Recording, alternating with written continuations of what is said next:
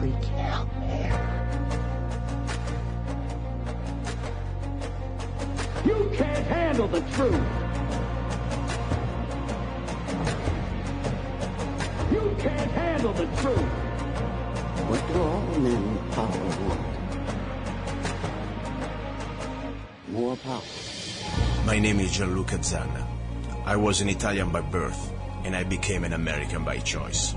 Our lives and freedoms are in danger. This is not a drill. If you're listening to this broadcasting, you are the resistance. All systems go. Welcome to Love, Guns, and Freedom. Here we go, guys and girls. You're listening to Love, Guns, and Freedom with luca-zanna on KTOX 1340 AM in our United States.FM network. Another Sunday, another show.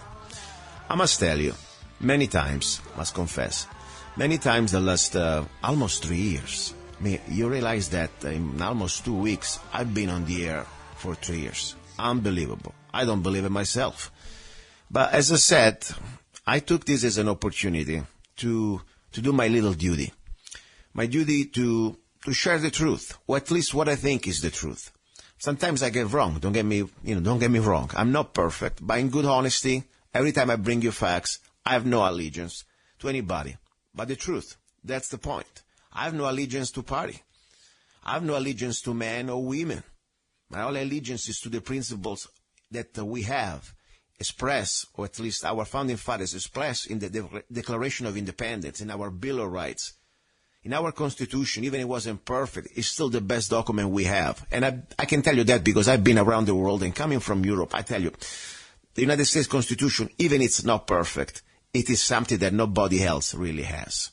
So it's up to us, though, as human beings, as Americans, to make it better, to work the imperfections. And how can we do that? Just some time to stand up. You don't need to be famous. You don't need to have a microphone. You don't need to have to be an actor or to be a president, to be anything. All you need to do is to do your job and listen to your consciousness and listen to your heart. And then when you know it's time to speak up, to denounce evil. That's, I think, the most important thing we should all do and we can do. And sometimes it can happen in any moment of our life. Anywhere you are, doesn't matter if you're in America, if you're in Arizona, if you're in Texas, or if you are in New England, or if you are on Mars. Wherever you are, when you see something that is evil, if you are silent, you will be part of that evil. So that's why I really like when people contact me on my show, and I feel very humble. This is a humble local radio show, 1340 AM, broadcasting out of Needles, the middle of nowhere. Yes, of course, it reaches also part of the tri-state, Mojave County, where I am in Arizona, thank God. I don't live in Needles, but in California. But still, Internet now is propagating this message bigger than I thought. The show is bigger than the radio. I really believe now. It's, I've been contacted, like today, for example, I will talk to him in a few seconds, by a gentleman that is completely another part of the States, okay? We're talking about Louisiana. Never been there. I would like to be there one time. And he just listened to one of my shows through probably YouTube, I guess, and he has something to say.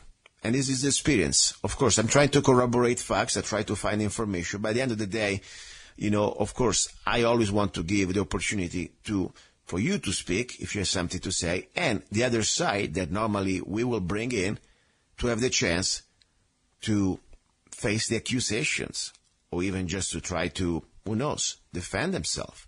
This is not, of course, a court. This is probably a court of opinion. But more important, it is not even about judging. This is about showing that how every one of us can perform their duty. And as I said, the most important thing is when you see evil, open your mouth, denounce it. Don't be silent. Don't be afraid. Sometimes I understand there are consequences. There is always a consequence for everything.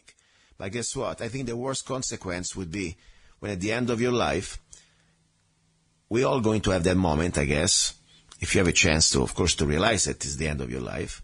You will look back at your years. They went very fast, by the way. You can realize how life goes fast. But you also will have that regret at the end when you know that your time is coming. I wish I said that thing. I wish I did that thing. I wish I wasn't a coward. I wish I would stand up as a free man. That's the worst thing. I never want to go to that point. I don't want to have that regret. That's why I'm here. And that's why I want to bring people like Tarref from Louisiana, New Orleans, exactly, that has a very interesting story.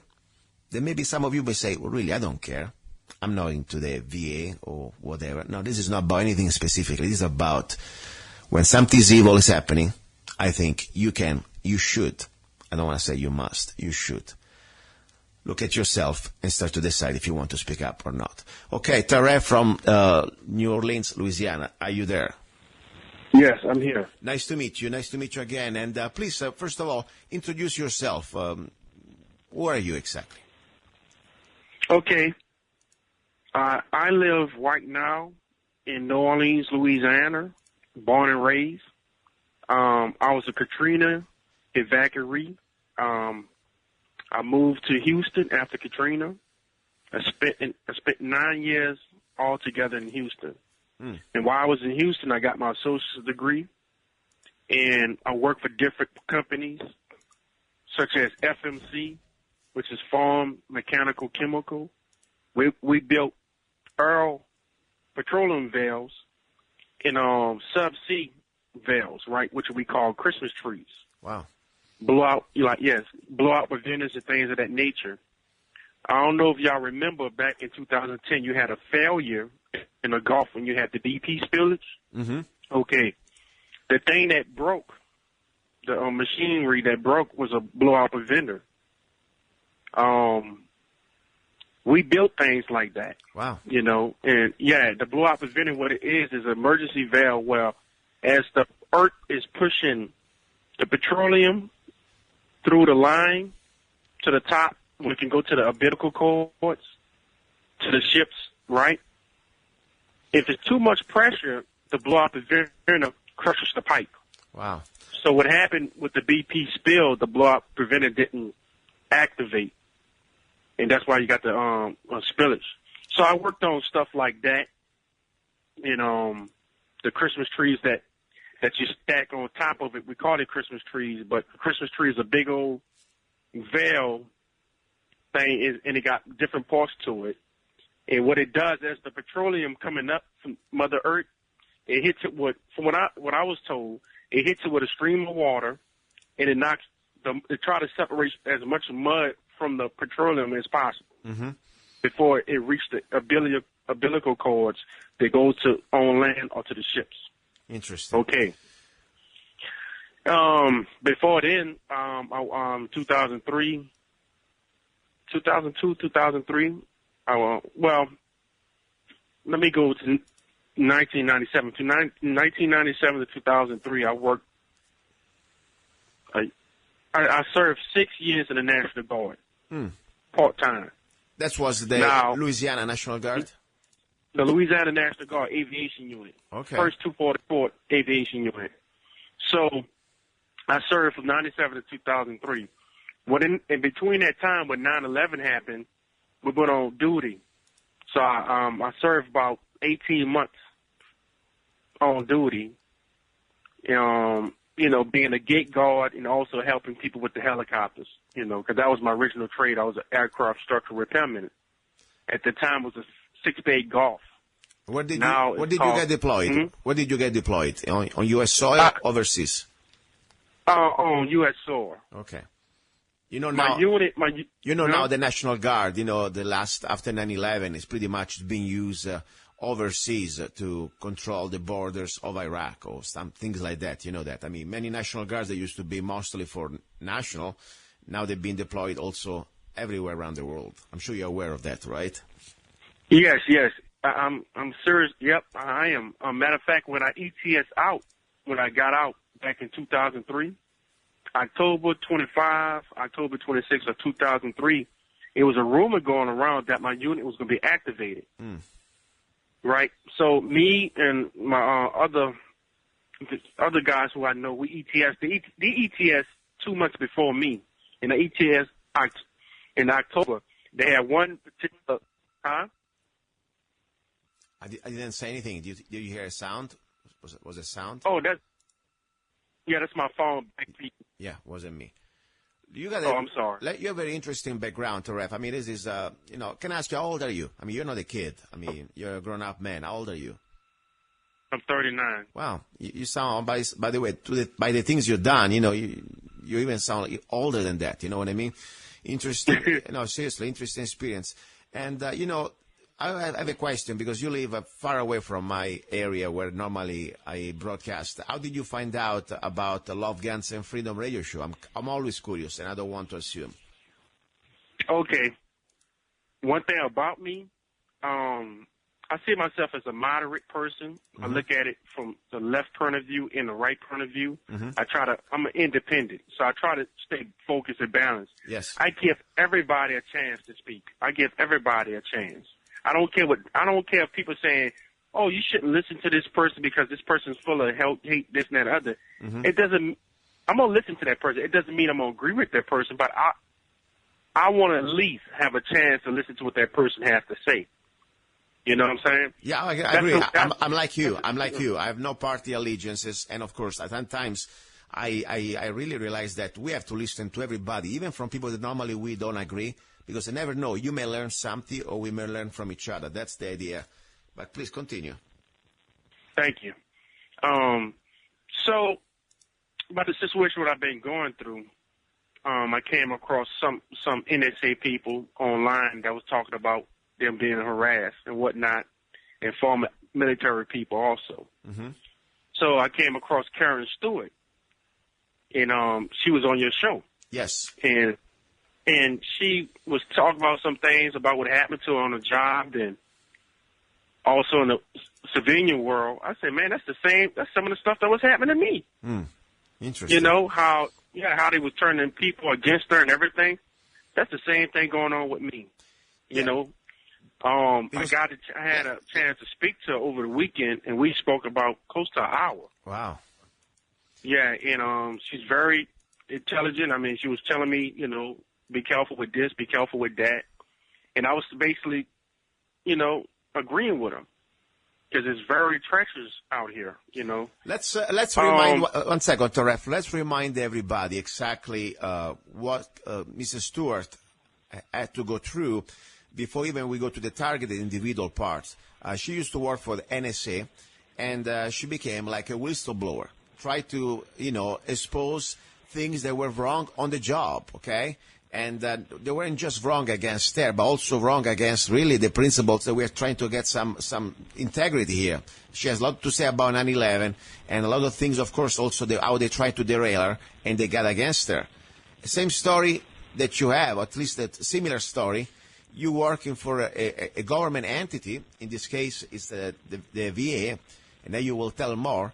You were trying to say something that at least you were trying to denounce things that were wrong, and you got somehow to pay the consequences. Let's go into the story of your life exactly.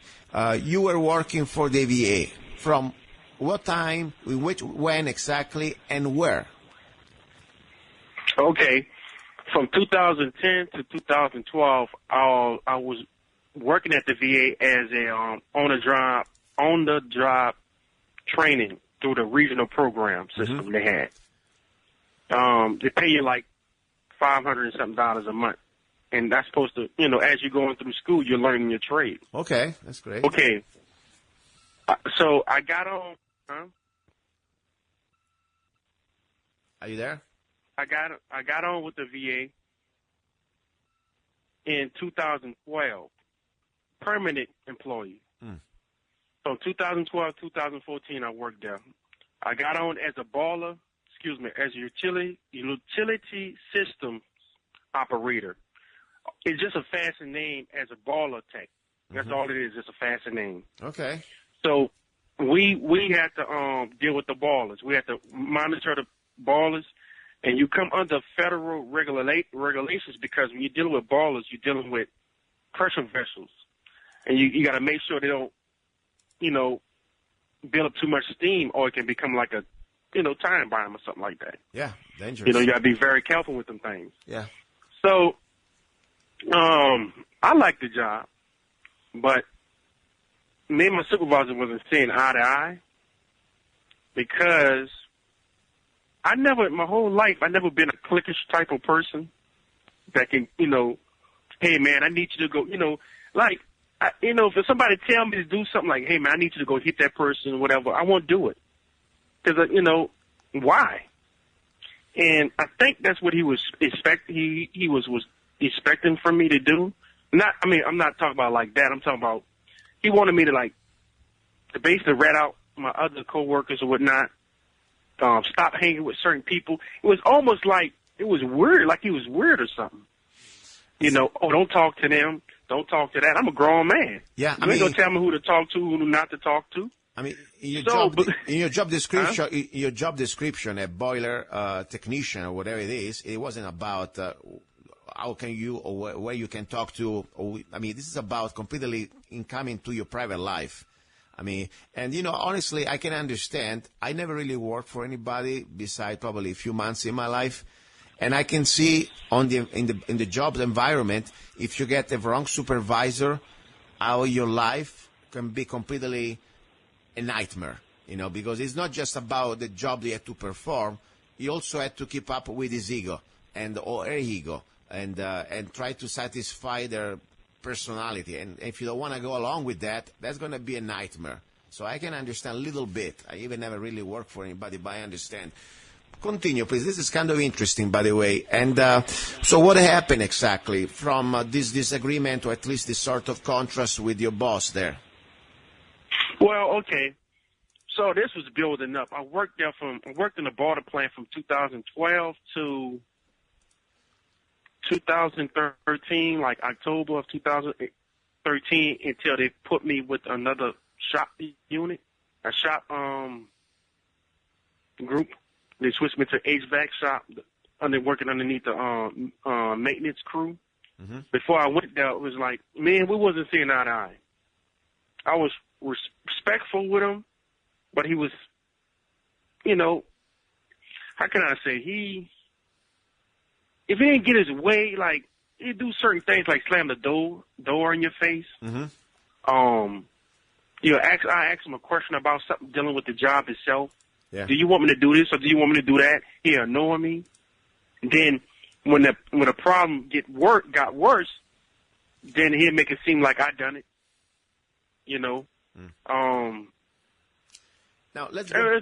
It was a little pain in the butt. That's the reality, okay? And unfortunately, you're not the only one. I heard a lot of friends that they work for companies or government or even private. Doesn't really matter. But sometimes I tell you, I realize in government even worse, because there is not really much for what I see from outside. Let's say you have somebody that is an ass out there, okay, and he does something wrong to you. It's even more difficult. There is so much bureaucracy, even just to expose him and to make the case and eventually get him fired. When you work for the government, it's a little different than private, but they're everywhere. Let's go to the bottom line, because I tell you what, I think what you're doing and what you've done there was very important. And you were pretty much trying to expose a problem that could have been allegedly compromising the health of many veterans and many other people that they were in that building, even if they weren't veterans, just people working there. Tell exactly what happened. Okay, well, it didn't exactly go like that. What happened was, the reason why I had to tell that part is it was a build-up to it. What happened was, we'd be talking, or he'd be talking to somebody else. He'll say certain things about medical conditions. Mm-hmm. Like, he brought up something what I have, like sleep apnea. And I'm like, I never told him that before. Then by me working now, I come to find out that it's a rumor that management goes in people's medical files and read what read your medical record and also read what you say to your psych therapist, Mm-hmm. So that upset me, and I brought it up in mediation. Why did I do that? I didn't know that once you do that and you accuse your supervisor of knowing something about your medical history, I didn't know that what the VA does, they start circular wagons around you and they start blackballing you. So that's when it begun. That's when I started getting blackballed. Okay, I switched the shops. I went from his shop to the next shop. All right. Okay. before I switched to shops, when I was in the baller room, we lose pressure to the ballers. Mm-hmm. And this mainly was on Saturdays, which lets people down. And I'm like, why are we losing pressure to the ballers? Because you need the ballers and need water to run. Yeah. I always have to bring out the fire hose and hook up the ballers to keep them running, so we will lose steam to the building, because you don't want condensation to build up once the heat drops, right? Mm-hmm. So, all right. One day I had a guy that came from Alaska. He was there with me, and we was basically learning from each other, because I was still learning the technique of working on the ballers. And I decided to go outside. I said, I'll be back, man. Just watch the ball. They said, I got it. I went outside with the other co-worker that worked in energy control. And I said, what's this going on? Why are we always losing? I mean, every time, it seems like almost every time I work on a Saturday, we're losing water pressure. Mm-hmm. What's going on? What is this problem? He said, man, come see, he said, this the problem. It was like, coming from the city of Houston, I'm not kidding you, a 20-inch line of water coming through the city of Houston, right? Coming from the city of Houston to the VA.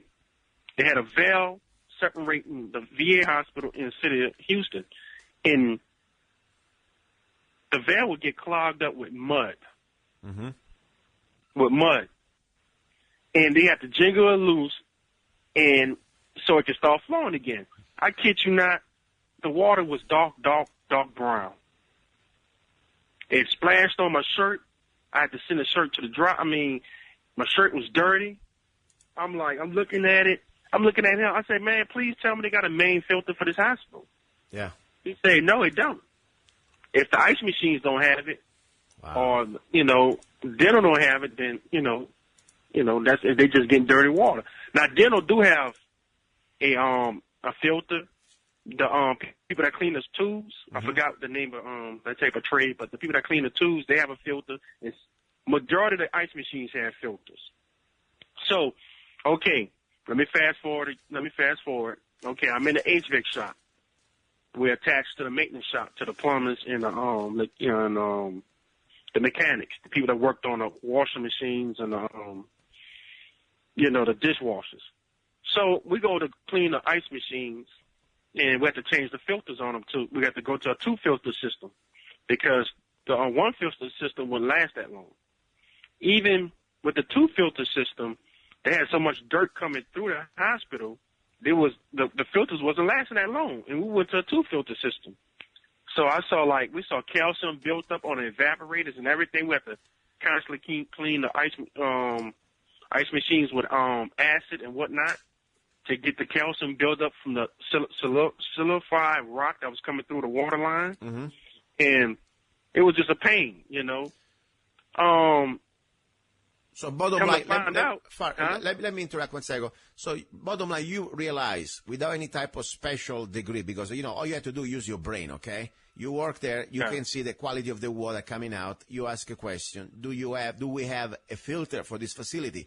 By the way, this facility, the VA, exactly what type of job they were doing there? They're taking care of people with health problems, okay? Is it like an hospital? Am I right? Yes. Okay. Michael E. D. Baker. Yeah. Yeah. It was a. It's not even just some factory that Of course, still you need to have clean water because somebody wants to drink out of the faucet. I wouldn't suggest anyway, but you don't want to die. But this is the place where really the sick people, the veterans, or whoever is there, need to have good water. So you pointed out, and people say, no, we don't, and we don't have the filter. So at that point, everything is okay, back to normal? Did they tell you to shut up, or you were trying to ask other questions? How did it work out? No, okay. Okay. This is how I went. This was, as the process of them. I'm sorry, I'm having a feedback on my phone. Strange. Always happens with people like you and Karen Stewart. I have this problem. Go ahead. Continue, please. Okay. Okay, as I'm working now, and they start playing mind games with me, and when I brought up the fact one day that the filter, they don't have a filter for the hospital, it wasn't as if I was trying to, I just was talking to another coworker about it. I said, man, they don't have a filter for the main hospital, right? Yeah. And I think he took that information and he told on me that I knew about that. Wow. So it made it worse for me, and I really became a threat to him. So the point, you were pretty much the simple guy finding out the $1 million problem. I mean, this is huge for me. I mean, seriously, if I think about it, regardless if it's of course, that part of Texas that the water sucks, or any other part, I expect that especially a medical facility like an hospital should have some basic filtration to guarantee the quality of the water, especially after you point out that the water is brown, like coming out of the sewer. Only God knows what chemicals, or maybe it could be bacterial. I mean, who knows? But so you pointed out and decided to realize that you were a pain, you were a problem. Did they try to shut you up? Did they tell you, by the way, just let it go, mind your business? Or did they ignore you? Or what exactly they did to you to make your life more miserable? Okay, it wasn't like nobody came and told me anything to be quiet or anything like that. I ain't received no threats. Okay, that's good. But it was just all mind games. It was like I was being followed by the VA police on campus. Wow. Managers, my locker. Somebody went in my locker. Wow. And took some waters out. Somebody been in my car. I got poison on the job. I had diarrhea for 2 days. I kid you not. Wow. And it was like nobody wasn't telling me anything. It was like they was keeping it like basic, or they'll annoy me, or they'll see me and they'll annoy me, right? So, what I done, I resigned because it was getting worse and worse. Yeah. I mean, there are different ways. Let's say, for example, like with a girlfriend or with a boyfriend, okay? You can tell him straightforward, hey, by the way, I don't want to be with you, or they're going to make your life miserable, okay? And then finally you go away. That's pretty much what happened to you. So, okay, what happened after you left? What happened when I left, I left the VA. I'm trying to get my life together.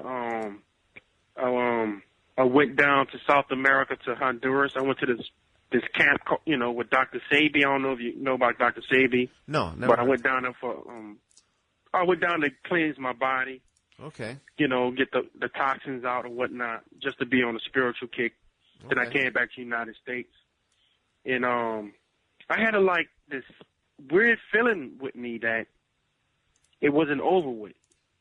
Because I started noticing people on the street, looking at me funny.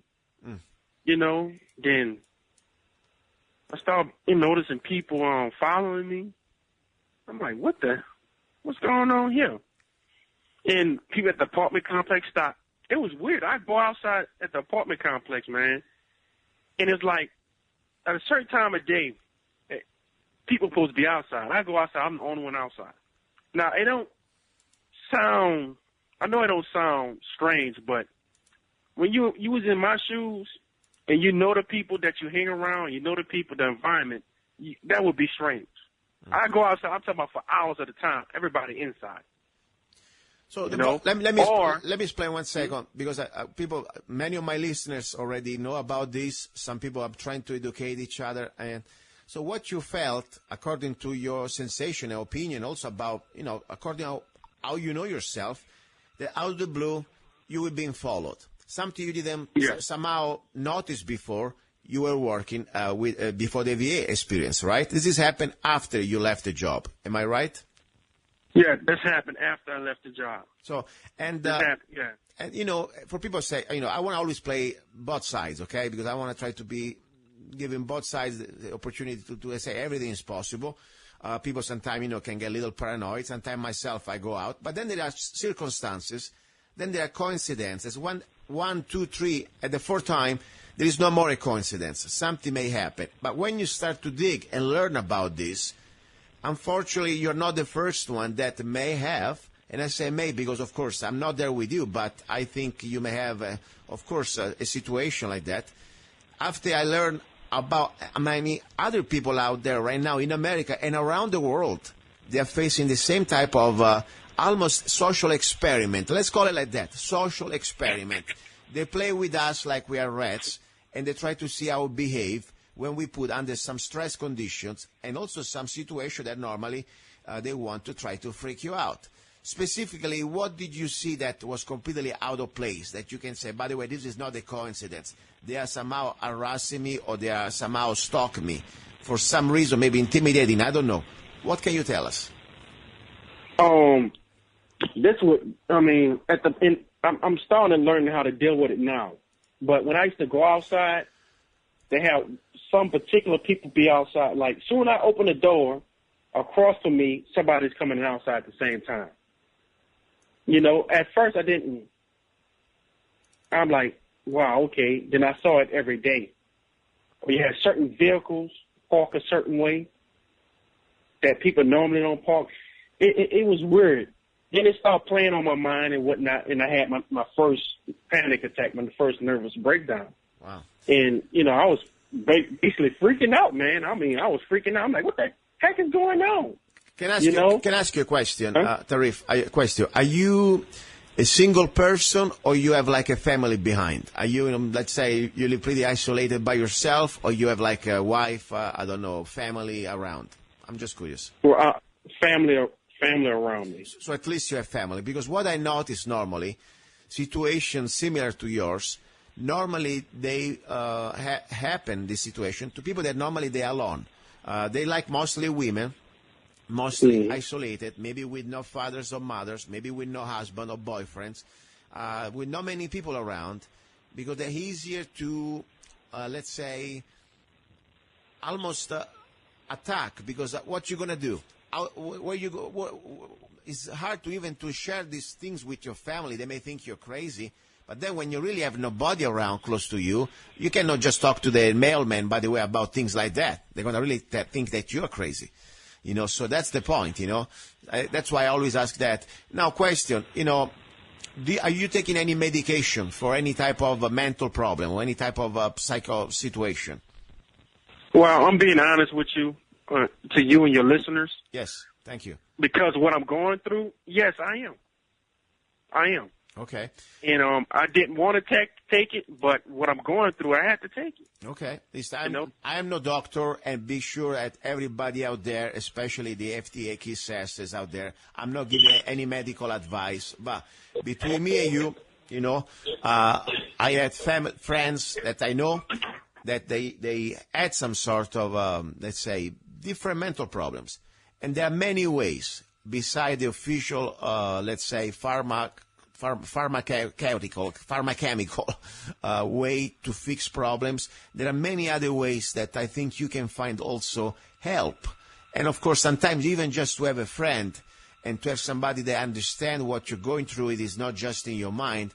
I think that will relieve, in my opinion, a big part of your fears or maybe of your problem, in my humble opinion. Then, of course, food, diet, but as I said, whatever helps you, I hope that it's gonna, make you feel better. That's all I care. Now, what do you think really? Why they're doing this to you? You have any idea why you think there's some sort of gang stalking you? Well, okay, it's based off of revenge, because the job I had, I was helped to get on, right?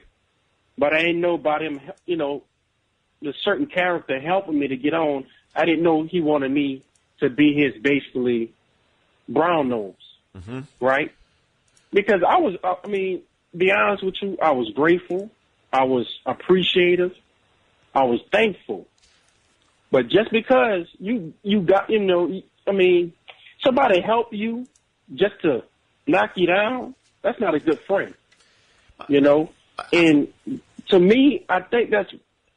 Don't you think it's something more than that? Because after all, yes, you could have been a pain in the butt for the VA. By the way, I read your email. You were trying to contact also the EPA regarding this violation of the VA not having the filter and the quality of water, correct? Yes, I talked to them. They had contacted me back, and one of the representatives for the EPA, it was almost like she had me, like she was a DA, like she was a DA, defense attorney or something for the state of Louisiana. The way she was talking to me, as if I was on trial. Wow. So you were the problem almost. You were almost, instead of being somebody that say, thank you for your help to give us the tip and this information, you were almost the accused. They make you feel like that, like you were almost the person that you were under trial. Exactly. Like she was talking to me as if, why are you contacting us? Why you didn't contact Texas EPA? Why didn't contact the city of Houston? Oh, did you do this? Did you do that? I'm like, whoa, wait a minute. I'm contacting you to let you know about this. Ain't that your job? Yeah, I mean, well, regardless. Take down this number and call these numbers right here. Yeah. So they never did they never follow up on your situation? Did they never really say, okay, let's go through, regardless the chain of command? Because yes, there is the city, there is different things before you go to the federal government. But sometimes you go to the federal government because maybe you're afraid to go to the city. Doesn't matter. They're supposed to be all working independently. No matter, they should do their job, regardless if the city of Houston or not is doing or not. I mean, that's their job too. Mm-hmm. So how it ended up? Nothing, or there was some sort of follow-up from them? There was what they done was it was the EPA. I think she called. Who I found out from someone who I spoke to. It was one of the agencies I spoke to. I can't think offhand. They said, the problem was handled. It was a bust in a water pipeline. And that's how the dirt was getting into the line. Now, mind you, sir, when I told somebody in Houston that I knew that was, trying his best to look out for me, he told me that's been going on. Wow. So I got on at 2012 to 2014. Mm-hmm. And just by coincidence, I was thrown into something. To be honest with you, I'm being honest with you. I didn't want no part off because I'm being honest with you and your listeners. Because you hear stories about people getting whacked by the government or you hear stories about people floating in the river somewhere. I'm being honest with you, sir. I was afraid. And I had my mouth closed. I understand. I'm serious. When I left, I had my mouth closed. I'm saying maybe this is going to die down. It didn't die down. Yeah. Okay? Or I'm sorry, taking it back. It did die down. 2015, March of 2015, it died down and went away. Wow. Come to find out, they were spreading rumors about me as if I was an ungrateful employee. Mm-hmm. Like I told on them about them helping me getting my job, which I never done. I won't do I'm not a cutthroat. I didn't do that. Yeah. You know what I'm saying? Now, when I was working at the VA, I was fighting fire with fire, and I stooped down to their level. And I should have never used what I had against them. Because once you stoop down to their level, what they do is they use it against you to make you seem like you're a creep. I understand. Right? I understand. At least, you try what you could. And I tell you, I wish more people like you, they were trying to speak, at least because I really feel sorry for these people right now working or being patients at the VA. They have no idea what they're drinking. And they may really get sick for other things besides for what they came for. Now, just to change one second topic, you told me that during Katrina, you were there, right?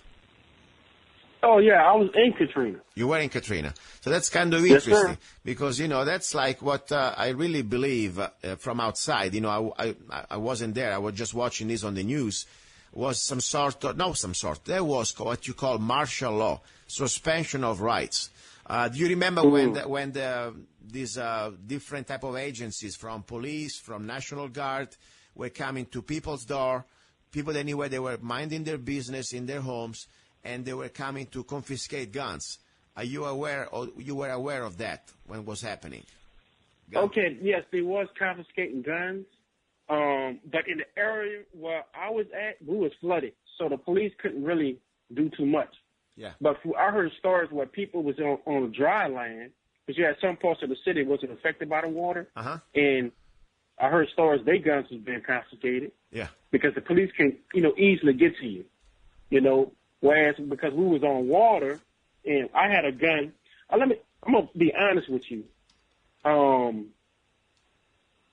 If we didn't have a pistol on us, the boat, the food we had, the little water, the little Gatorade we had would have been, somebody would have took it from us.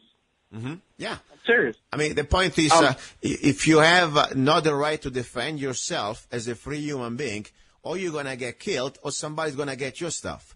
That's the reality, right? Exactly. You don't sleep with a cop 24/7, correct? And even if there was the case, I don't want that, okay? That's my point. So, I don't know anything about you. We know each other. So my question is, first of all, as a human being, as an American, do you believe that you have the right, as a natural right, also expressed and announced it in the Second Amendment, the right to keep and bear arms for a law-abiding person? You believe that you have the right, or is a government a privilege? What do you think? I believe, as a United States citizen, I believe in the Constitution. From the first, second, third, all the way to the last part of it. I believe in it, Now, I got to say this, because of my targeting, I got to be careful how I say things or whatnot, because they try to, pick certain words out and make it seem like I'm an extremist or I'm a so-called revolutionary or I'm a so-called sellout, I'm a so-called deviant. They do these things to you. So I got to be very careful what I say. Now, I believe in the Constitution 100%, because without it, we'll be slaves. Exactly. Without it. Exactly. And also another thing, you know that the first gun control, I wasn't born here, I came from Italy, but I tried to learn history as soon as I could, especially when I was becoming an American, naturalized American. The first real gun control laws in this country were exactly after the Civil War, because the idea was that black people, they're supposed not to have the right of self-defense. So the first, that's a very sad true reality. Gun control, like the marriage license, we didn't have really the government giving us the license to marry each other. It was about the churches, with the churches. Same story with the gun control. The first gun control laws, they were racials. They didn't want to have black people armed, so they could not defend themselves. That's the situation. You know the story probably better than me.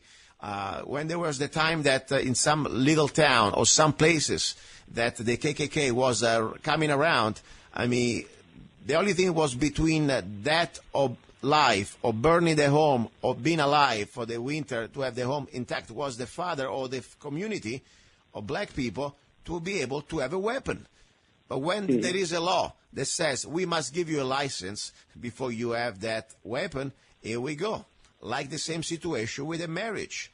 I find disturbing the idea that the government must give me a license if I want to spend the rest of my life with somebody or not. That's not a government job. But people must understand that this stuff, it didn't happen before the end of the Civil War. After that, they wanted to be sure that the interracial marriage, they weren't going to happen. And then, of course, finally things changed. But that's my point. Gun control is racist, or at least started as a racist thing. That's the thing. And I'm glad that you can tell us also your first experience, in Katrina. Exactly, if you didn't have a chance to have somebody with a weapon, how things could have been different. Now, we come from 8 years of Bush to 8 years of Obama. You as a black American, what do you think? Did Obama improve relationships between, let's say, white and black or whatever, or things are worse? What is your opinion? Okay, my opinion is this, that him as a president, he only can do so much. And Bush, he only can do so much because the power, from what I understand, the so-called people behind them is actually pulling the string. I used to prick my finger at Bush and also President Obama a lot until I realized that they really don't make promises. It's the people that's underneath them, the other people in the State Department, people like Lockheed Martin. The part is true. You're right. They're puppets. The reality is this: presidents, they're just a face. They're not the real masters behind. But still, let's spell it out.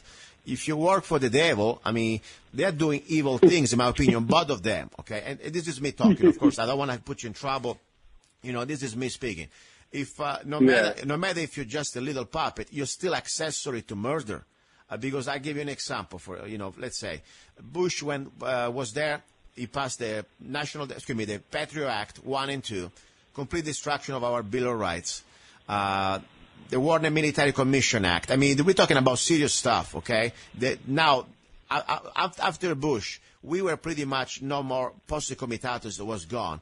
Military can be used on U.S. soil for any type of police situation. Then we have Obama, that he was denouncing so much Bush with the Patriot Act, not only renew it every time, but then also added up the National Defense Authorization Act of 2012, with specifically the clause of indefinite detention and no due process. That means every one of us, me and you, anybody, we can be declared just because we're suspected, and this is very important, no due process, to be terrorist and be put in a cage, not even a jail, in some sort of a dungeon, and be indefinitely detained without access to lawyer, jury, or any type of basic due process. This is not America. We go back now before pre-Magna Carta, before 1215. We go back into the dark ages. And Obama, even if it was just a puppet, he signed that. So for me, yes, there are just so much they can do, thank God, but the point is they are doing it. And I'm not here to try to bash all Obama. I bash Bush and Obama and everything in between, because they're all working for the same masters. That's the reality. Now, what I'm concerned is, for example, I mean, we're going to be facing also economic reality that we are bleeding to death. I mean, this is a fact. It's not even about partisanship. When Bush left office, we were in a dire straight situation with, I don't know how many, 8 billions, whatever it was. Now we got 20 trillions, and keep growing. And just this week, Obama signed 38 billions aid, military aid to Israel. I mean, what the heck are we thinking now? I would like to ask to anybody who voted for Obama, if that's something that beyond politics is something that is acceptable, to steal our tax dollar and to give it to another country. And on top, it's not even our money. This is our China's money.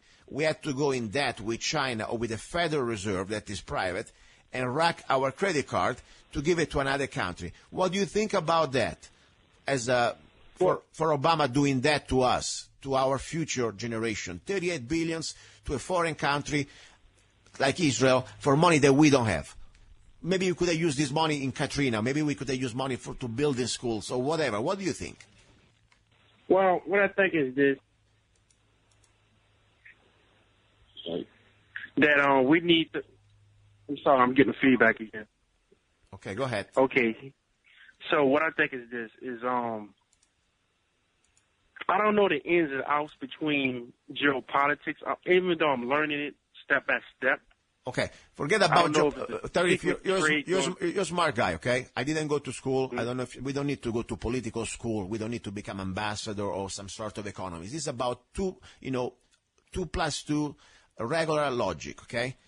Okay. We are in debt. We are broke. We have $20 trillion in the hole, without counting Social Security and Medicare and all the other liability is going to be impossible to pay. But let's put it just $20 trillion in debt. Now, where in the Constitution is written that we must be forced to pay $38 billion to another country on money that we don't have, while we have our own people, black, white, yellow. I don't care anymore about race. We're all broke here, okay? This is not about anymore. Yes, there are white people, they are starving. There are black people, they are starving. People that lost their homes, people that lost everything. And we are living like in a third world here.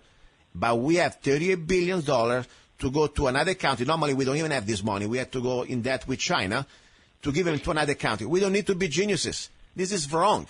This is a crime. This is treason.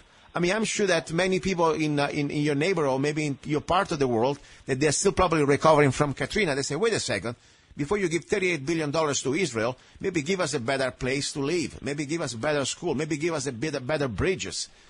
Don't you think that's something normal to think? Yeah, I agree with you. The money in the budget should go to the American infrastructure to build up the roads, the trains, to build new nuclear power plant. to create new jobs, new water aquifers, which Arizona and New Mexico and Southern California need because I got dry desert. They can dig for, try to drill for water or take it from Alaska and run a pipeline from when the frost, defrost. And you can got it to the point where it comes all the way down to Utah and Nevada, to Arizona and New Mexico and West Texas. Anyway, and you can irrigate the whole land. You got my point, Tarref. You got my point, Tarref. They're not doing that. And so what we're doing is, and this is what we're doing wrong. We're giving money to other countries. Yeah. Instead of just focusing on ourselves and building up our infrastructure, because right now what they're saying that the unemployment rate is anywhere from 24 to 30%, but what the government is saying that it's 4.9% or 5% of the population not working, but it's close to 1/3 of the population not working. Yeah, I see it every day. I'm not working. I mean, I see other people, grown men, walking the street. You know what they're doing? They're bleeding us to death by design. This is not an accident. This is not just incompetency. They want to destroy the system, to collapse the system, and to push the reset button. We are very close, by the way. I mean, all these things that are happening, $38 billion to Israel, and then another, I don't know, many millions of dollars or billions of dollars to Iran. Did you hear about, this cash payment to Iran? I mean, that's insane. And that's only what we can see. And then the money to Egypt. And then, of course, Obama is spending whatever, I don't know, $40 million for vacations or more, I don't know. I mean, that's another way to bleed this country to death. Destroy it. And at that point, you know what's happening. We will go really through a time that we never faced as a nation. And Katrina was going to be some sort of a dry run, okay?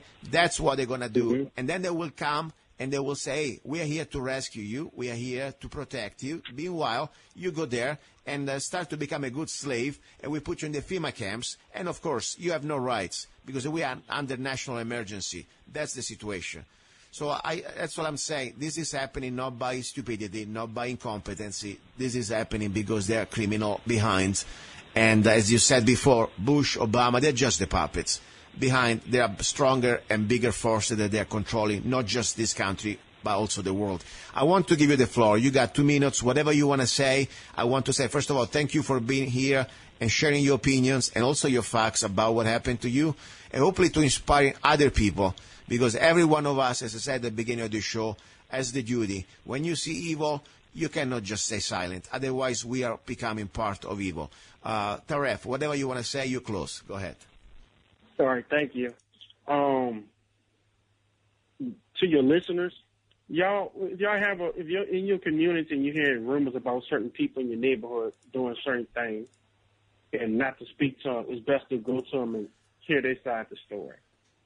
And also that we need more whistleblowers to come out to stop what's going on, because they're using the American public against the American public. They're turning people against each other. So if a collapse do happen, you won't be looking at them. You'll be looking at each other for the little scraps left on the table. And I think it's by design. I think it's a dialectic principle they're doing with the chaos the control out of chaos theory, where they create problems, they get you to react to it, then they come up with a solution. Exactly. And that's what they're doing. And they're playing all of us. They got so much information on the internet, it's good. They got so much disinformation on the internet. You have a war going on between the elite, and you got a war going on between the elite and the middle class and the poor people. They're using the poor people against the middle class and the middle class against the poor people. But you're not going to see the elite fighting each other. I mean, they fight each other, but not on a large scale like they're doing with us. They're spamming on us and doing these different things. I mean, I watch different programs. I listen to different people. And, I mean, I'm starting to think maybe a war might be around the corner. A collapse is maybe within the next year or two. Yeah. Maybe the collapse already happened. Exactly. And we're just being lied to, Tarref, so things are getting worse and worse. Tarref, it's none of my business. You don't have to answer, but I like to ask. I'm just curious, I am, as I said before, I don't believe in any parties. At the same time, of course, we're coming to election time. Who are you going to vote for these elections? Well, I'm gonna be honest with you. I was a Bernie Sanders supporter. Okay. And how do you feel? How do you feel now, completely when it's been exposed that there was all a farce, all a little trick for little babies, because they treat you like a little kids, to give you the illusion that your vote really was counting something? How do you feel now? Are you going to vote for Hillary after you found out that it was just a scam, all that process? Well, I was thinking about voting, and I'm thinking about not voting, because I don't think I might not vote on that day, sir. I'm being honest with you. Okay, that's because good. That's good. Seeing all these things going on. It's your choice. It's your choice. It's your freedom. I believe that. My only point is this, and I'm not Democrat. I have probably different socioeconomics from you, but still, I have a lot of friends, that at least people that I know, and I tell them, guys, how can you go now back into your party when you know that your party, at least the top levels of your party, is being cheating on you? It's been completely doing everything the opposite of what we're supposed to have. I mean, your vote didn't count anything. Since the beginning, it was a show. And Bernie Sanders sold you out too. That's the reality. And I'm not saying that the guy is bad, okay? Maybe he's crazy on his own way. But for sure, I tell you something. To vote for a woman that, I don't even know if it's a woman, my opinion, she's a devil, okay? That after all the things we know with Benghazi and the emails and the servers and the laws that she broke, I mean, if you were in service, as a military man, you were doing not even one thing that she did. You would spend 50 years in military prison, for God's sake. You know that. And you never had a chance, even when you had a chance. All your votes, they were counting zero, because the game was already set. They already knew she was the one. This is not about to be anymore a republic. Your vote supposed to be part of the process. Guess what? It is not anymore.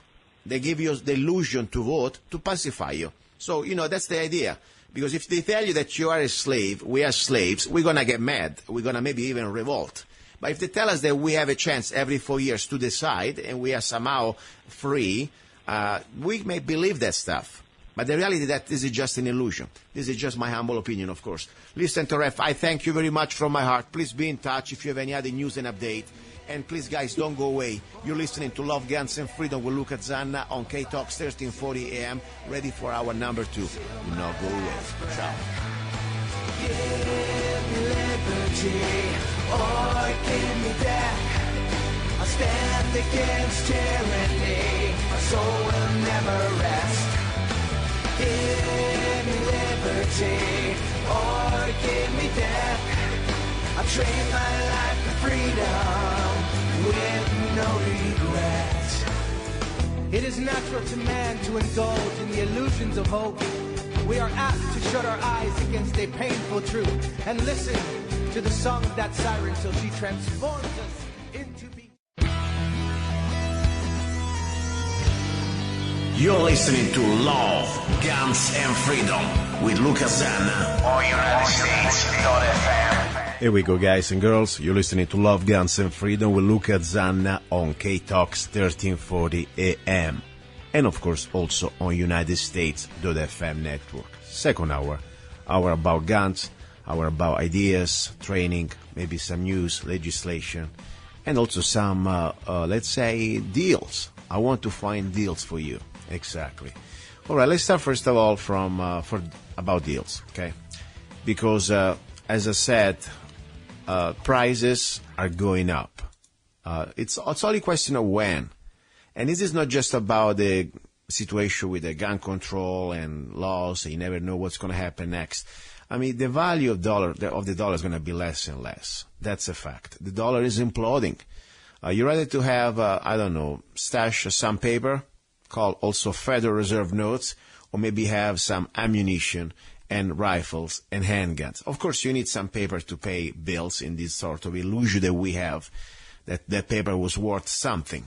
But beside that, you always can convert, for example, ammunition or guns into cash if you have to, okay? So seriously, this is a great time right now. Out there, incredible deals. Still for ammunition. I mean, yeah, of course, nothing compared before Obama went into power, but still, it's one of the best times in the last few years.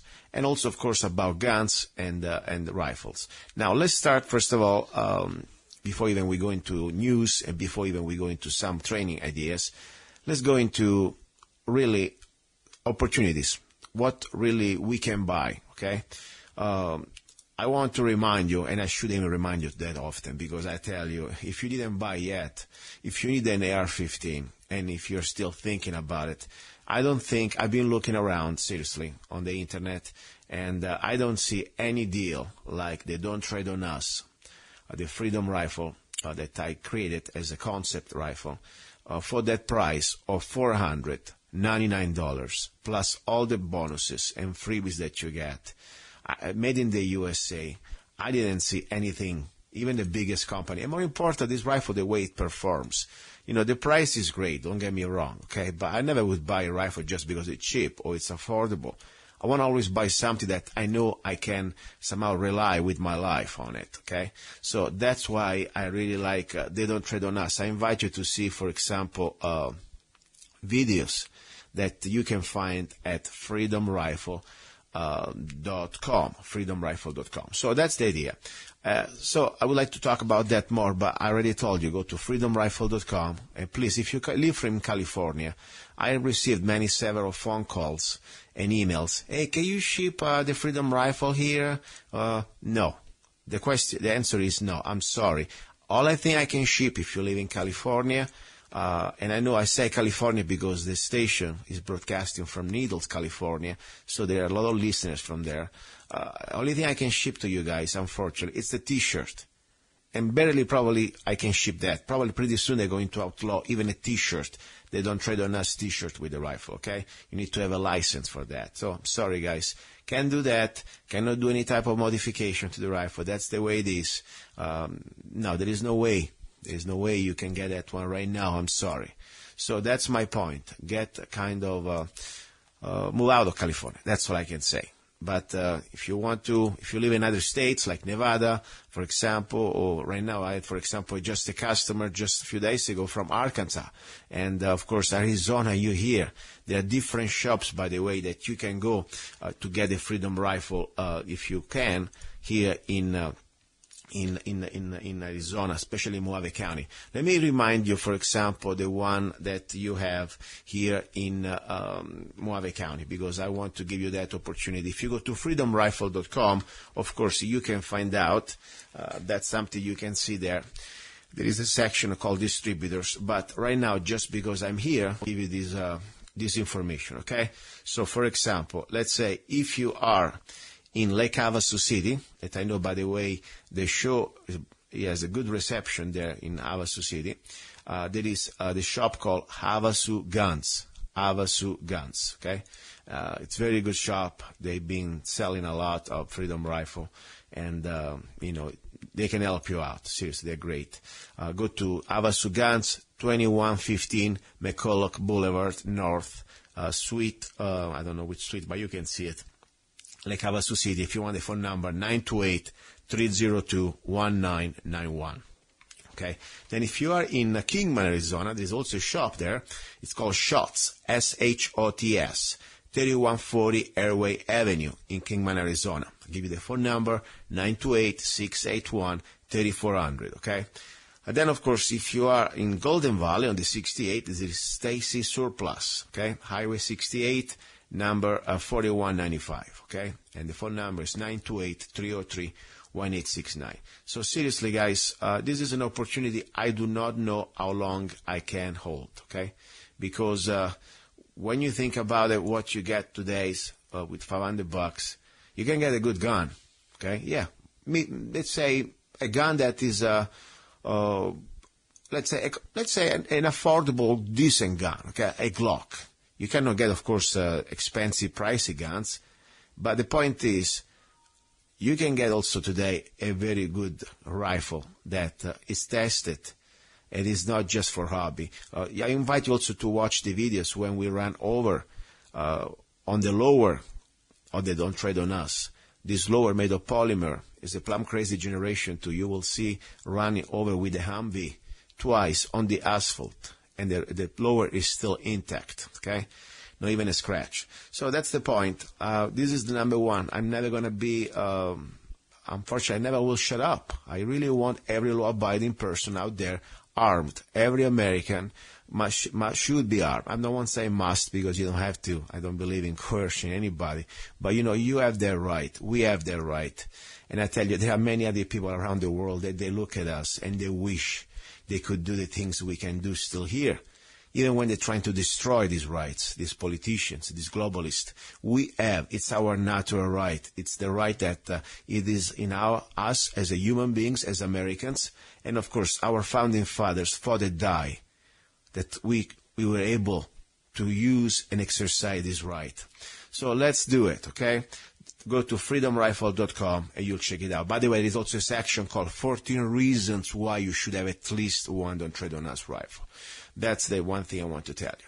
Now, other things, the rifle is important, of course, but I'm trying to also work to find and bring you different things because we need to be prepared in every way we can. A couple of weeks ago, I became a distributor for military smoke grenade. They're great. I mean, why, first of all, what is a smoke grenade? The smoke grenade is a grenade that, of course, when you open it, it doesn't explode, but it creates smoke. People say, what is that for? I mean, seriously. Well, maybe you need to have a little bit open mind here, okay? Let me tell you this. In the real world, probably, when everything is normal, you can use a smoke grenade for fun. Let's say, for example, you're camping out. More than fun, let's say for emergency situation. Let's say you are lost. Let's say that there is somebody you need to communicate with. Let's say maybe you are far away from each other and you cannot talk to each other, but you can communicate with colors. Let's say smoke colors. The smoke grenade has a great, really purpose. Let's say some of us, they like to train, for example, in realistic airsoft military combat situations. Like, for example, we use airsoft, that they are phony rifles. I mean, they're not real rifles. They shoot plastic, little BB. And, but, they look realistic. They feel realistic. And you go in a situation in urban environments, or could be households, anything. And at that point, you know that the smoke grenade is part of your tools, how to have some sort of, first of all, protection in the case that, you don't want to get spotted or you need to have an evacuation, okay? They give you, of course, it is not cover, but it's concealment. So the point is, somebody shooting at you, I mean, you're still going to get hit, but the point, at least they cannot aim. So the point is, smoke grenade, I really believe they can be a great asset in our life. Great tools, especially if you train with weapons for the purpose to be ready for different scenarios, not just target shooting, okay? We're not here looking to shoot for ducks, okay? No, we're trying to prepare a situation that could be, for example, tomorrow a rioting, could be a civil disturbances, could be marauders really start to go crazy around your neighborhood. I mean, you need to have a plan, you need to have tools. And sometimes, it's not always time to shoot, it's also time to evacuate, or it's time to conceal yourself, okay? That's the idea. So, and I wanted to find a really good brand. I wanted to find something that is comparable to the military smoke grenades. So I did a research, and I was able to find the EG-18X, the military smoke grenade. The original company is from England, and I tell you, I test them out. I will put out the video. They are amazing. First of all, they are really great quality. We're talking about they produce almost as much smoke as the military one. Technically, they are the same. The difference, though, is that the military one, they will burn your hand. They're very hot. This one, instead, they're cool burn. Okay, so they have no any type of external flame. And the casing, of course, it gets warm after it's burned. But the point is, the smoke coming out, it's perfect. It's not dangerous as you would use the military grenades. Okay. Normally, there are different types, of course, and this one that I'm selected, the only one I'm dealing with, they're EG-18X, and they're the biggest one, the one that they pretty much generate about 40-45 seconds of smoke, and the type of CC, the quantity of smoke, it's amazing. You gotta watch them, okay? I mean, it is really like the military stuff. Prices, they're great.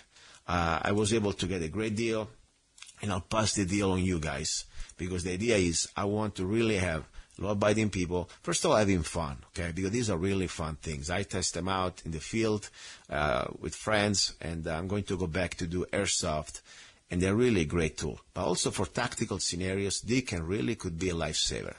So anyway, you will see, I'm going to get for you one for $15, but if you get 10, you pay $14, and you get one free. And by the way, I'm going to be at the gun show next Sunday. Exactly will be, just to let you know, because if you live in Mojave County, it's going to be the Mojave County Fair, the Mojave County Gun Show in Kingman, and it's going to be the Saturday the 1st and the 2nd of October. And I will have a booth there for the Love Guns and Freedom, and also, of course, I'll bring grenades. I'll bring the smoke grenades. So come there. You can see them. You can also, I will post videos this week. You can check them out. And if you want to buy them, that's a great opportunity, because the problem with grenades is the shipping. You need to have a special hazmat, and the hazmat fees, they charge you $30 just for the box, even before the shipping, just for the hazmat. So the easy way, if you live in the area, please come to visit me this Sunday. Coming Sunday, October the 1st and the 2nd in Kingman at the gun show. We'll have a booth there, and if you email me, you can go to Zanna, email me to Zanna, Z-A-N-N-A, @zanna.us. Otherwise, you can always find my email on lovegunsfreedom.com. Email me, let me know that you're coming, so at least I can give you also more context and directions and everything else you need.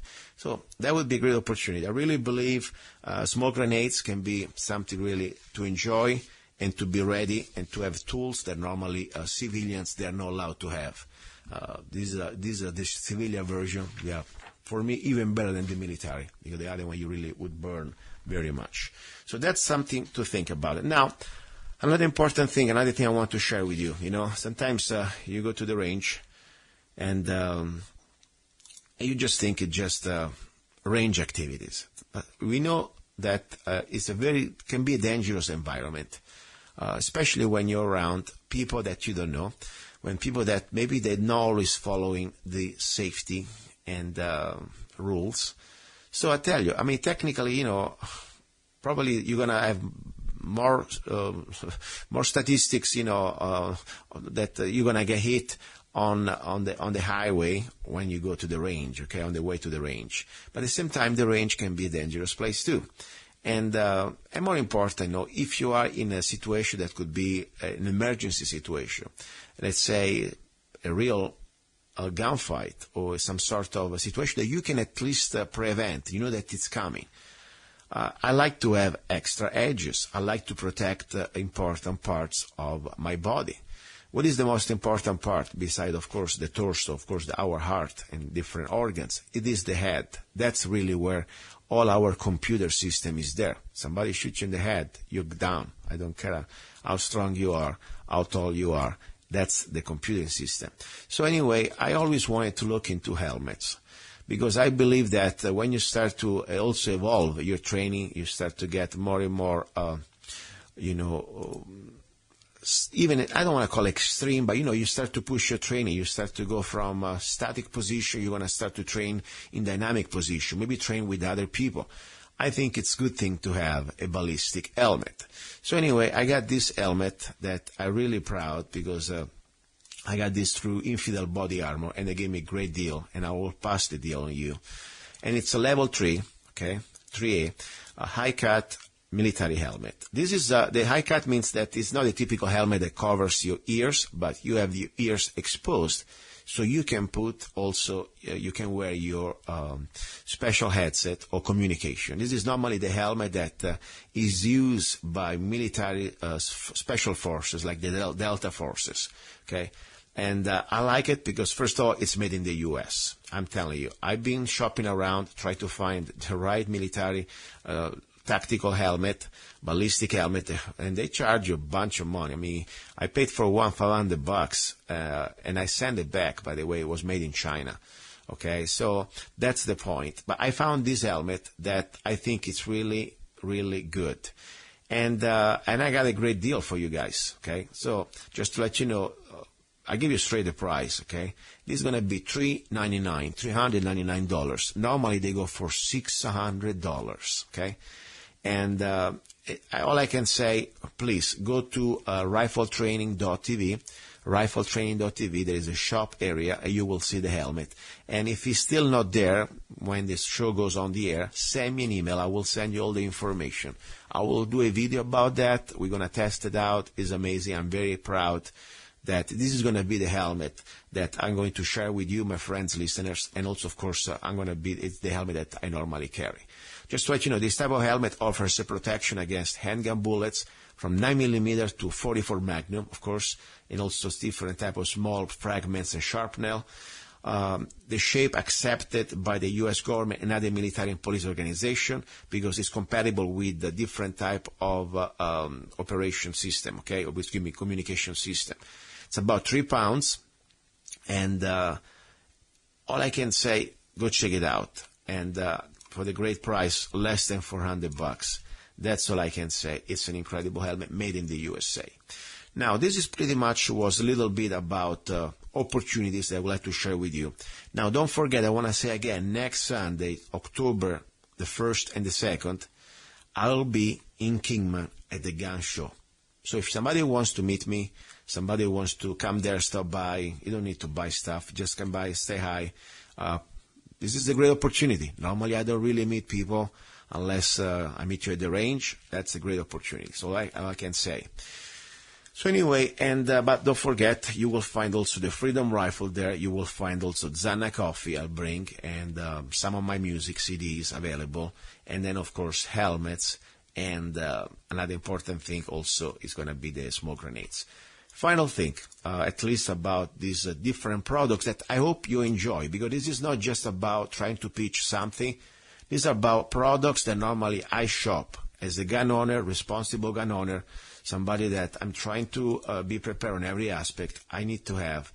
It is not just about the shooting part. It's about also to protect yourself, also about to communicate. That's why, as I said, the smoke grenades, they are very important for communications. They have, by the way, there are several colors. You get them from black to green, orange, red. I mean, it's amazing because when you have different colors, you can create like almost as different type of situations with communications between you, your family, or your groups. Okay. Now, one thing that sometimes I don't talk enough, and I will in the past again.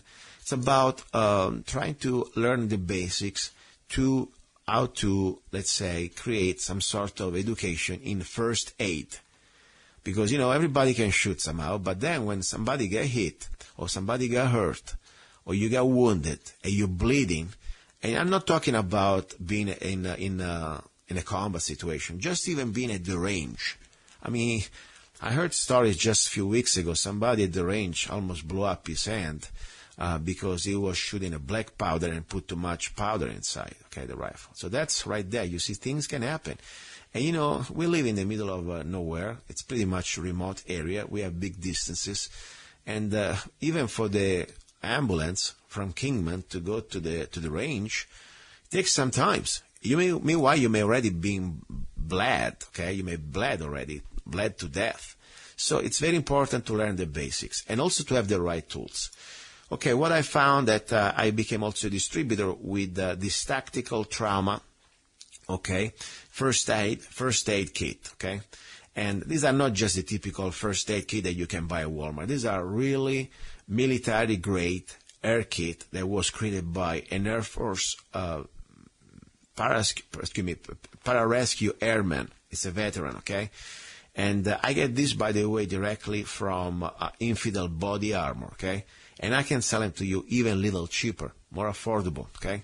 I mean, don't get me wrong. What they're selling at, they're great. You get, first of all, a beautiful pouch, okay? It's a pouch. It's a MOLLE pouch. MOLLE pouch, that means you can also adjust it and put it on your gear. So you got 3 different basic colors.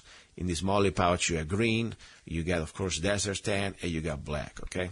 Then you got inside a lot of great different tools, okay? By the way, the pouch is pretty good. It's a good, but also very compact. It's a good size, 8x6, and by 3.5, it's 1.5 pounds. And you have from different type of tools, from different type of course, bandages and tweezers. But you have, for example, safety pins. But most important, you have what I really like.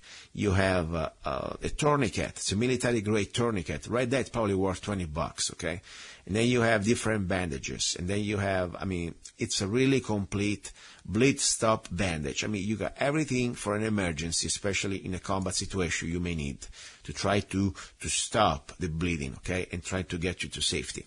So that's normally for $49.99. I got those for $44.99, $45, okay? So let me know. This is something also you can find at rifletraining.tv, but also more important, just email me if you want to see the different type of tactical trauma. Meet me at the gun show next Sunday. I'll bring it to you. Something to think. Sometimes, you just think about shooting, but sometimes you need to think also, what if I get shot?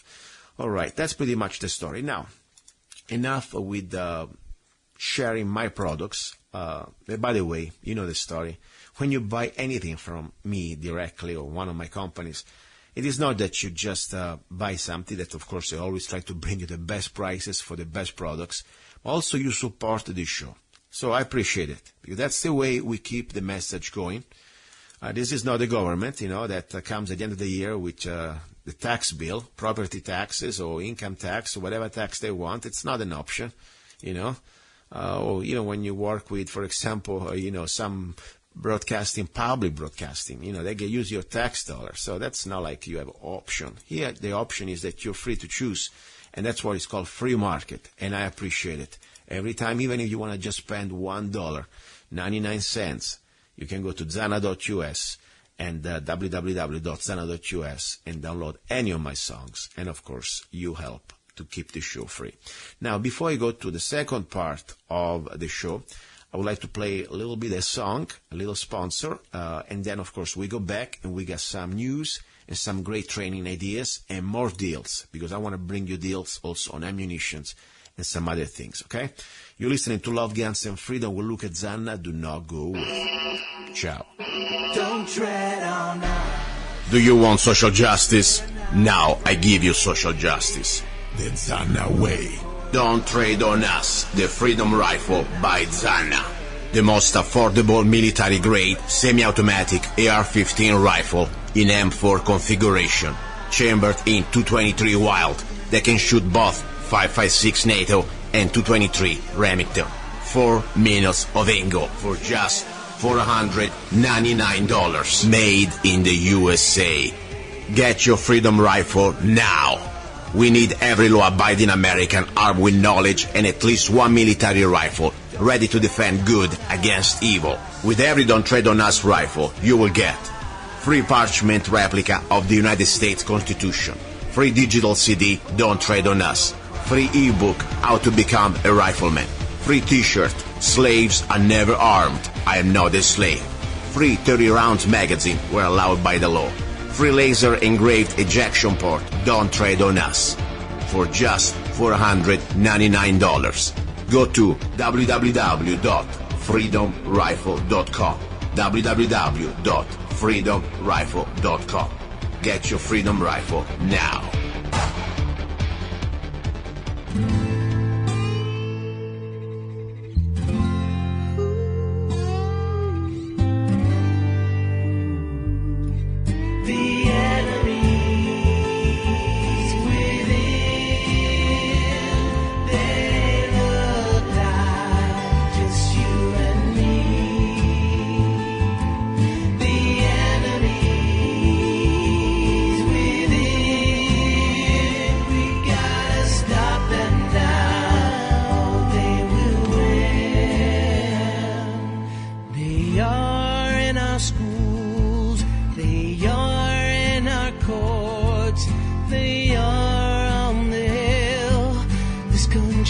Trying to kill, they eat off this plate, but all they feel is just hate.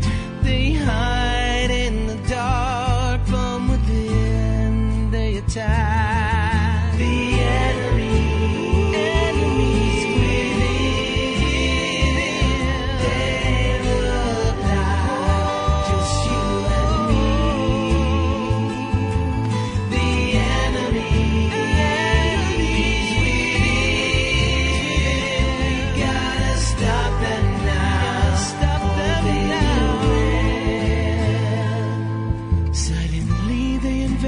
our country. They come here to change our creed. They swear on something they don't believe. And they want to erase our borders. They want to change our lives. They're here to divide. They're already inside. The enemy is within. They look like just you and me. The enemy is within. We gotta stop them now, or they will win.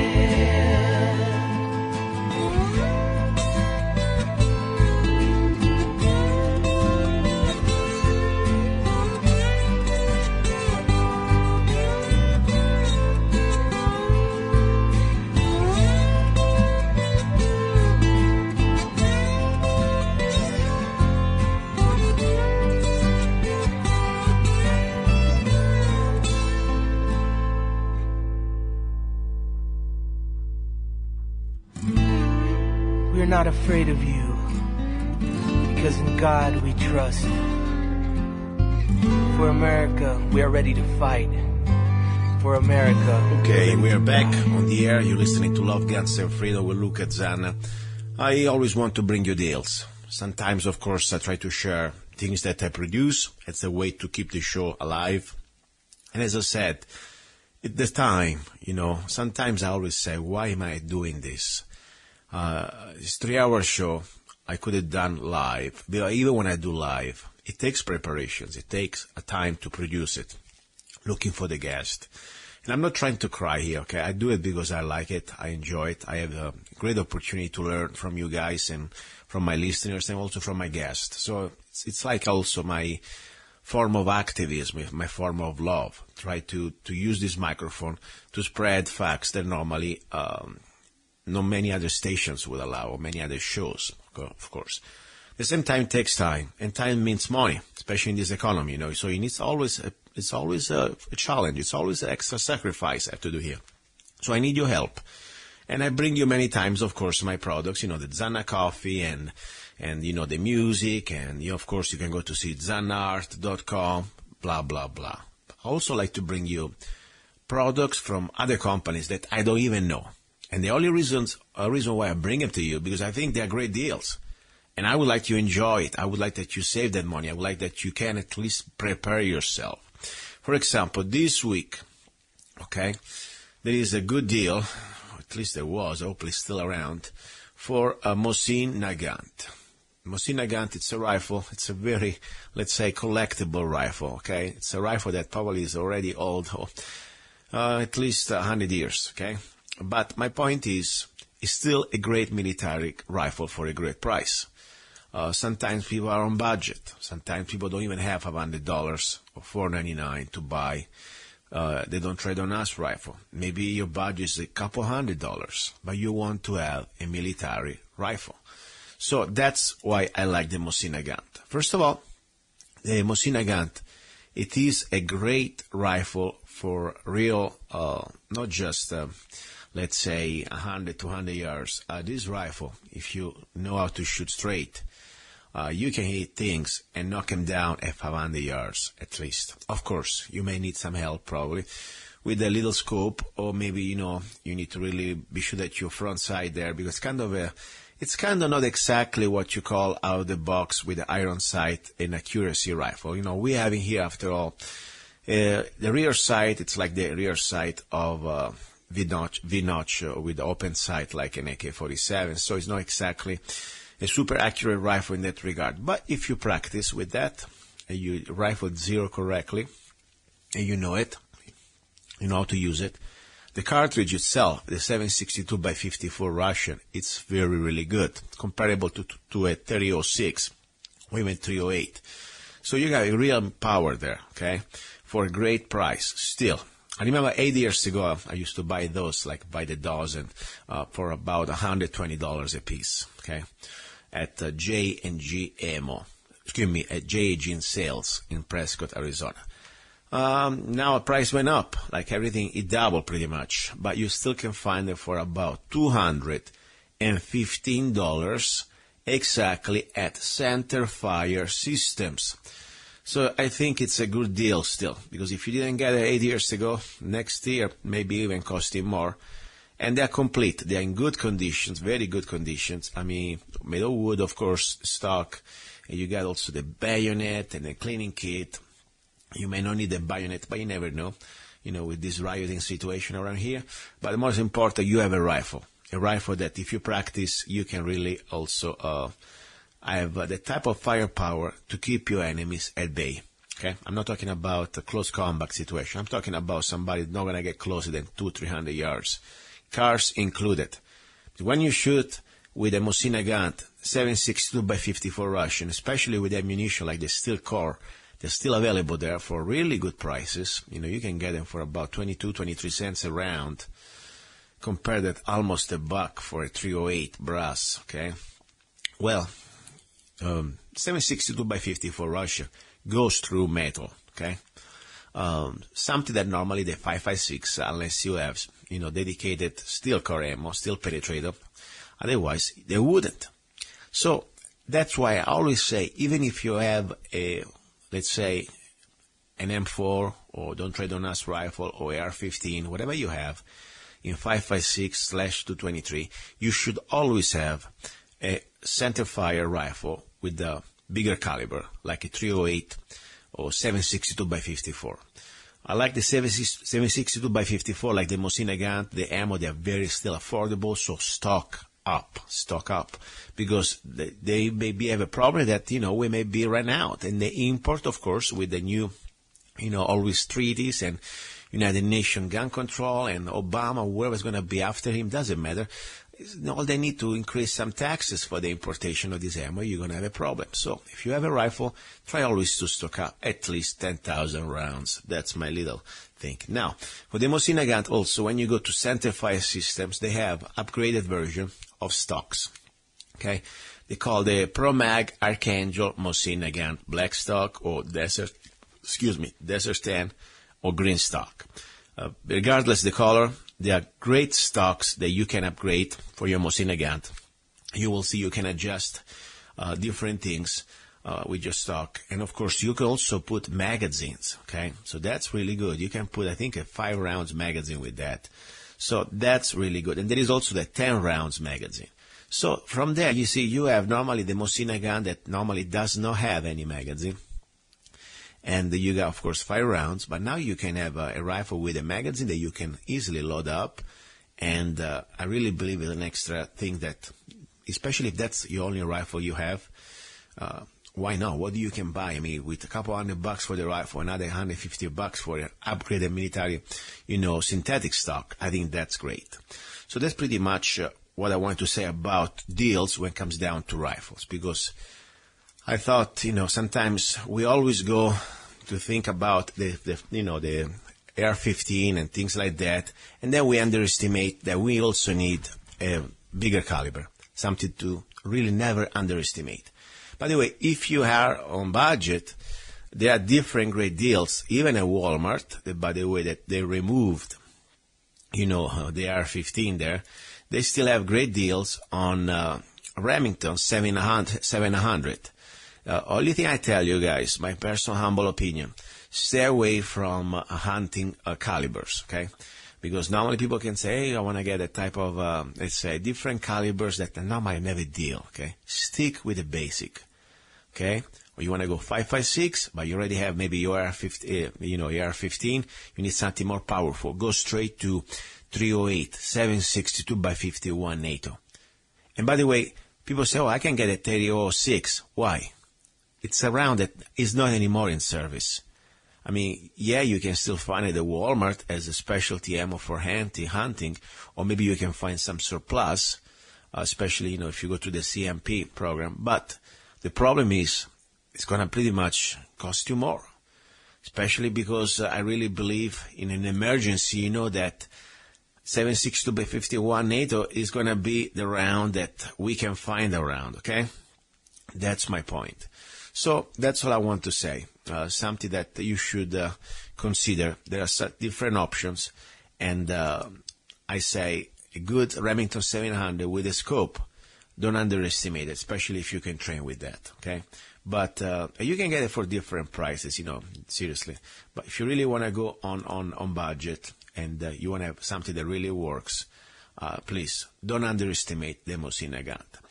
All right, now let's go a little bit on something else, okay? Because as I said, you gotta really, when this hour about guns, for me, it is more than just guns. It's about everything. As I said, we go from smoke grenades to helmets, to training ideas, to deals, and legislation, of course.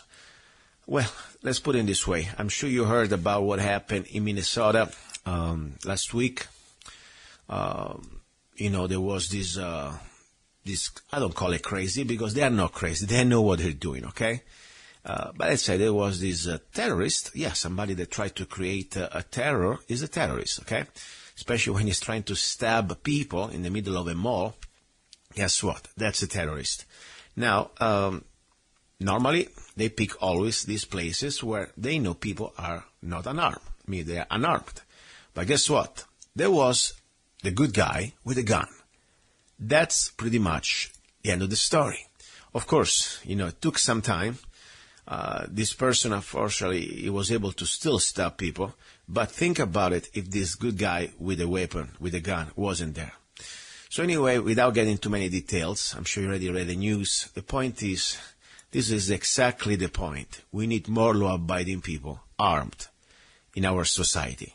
Because, first of all, the cops, they have not the duty to defend you. I mean, seriously, it's proven by different courts, okay?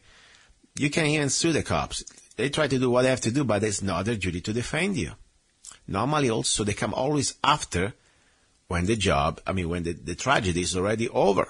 They come there, they do the report, and eventually one day, hopefully, they will get this criminal, okay? But the point is, you're already dead. That's the story.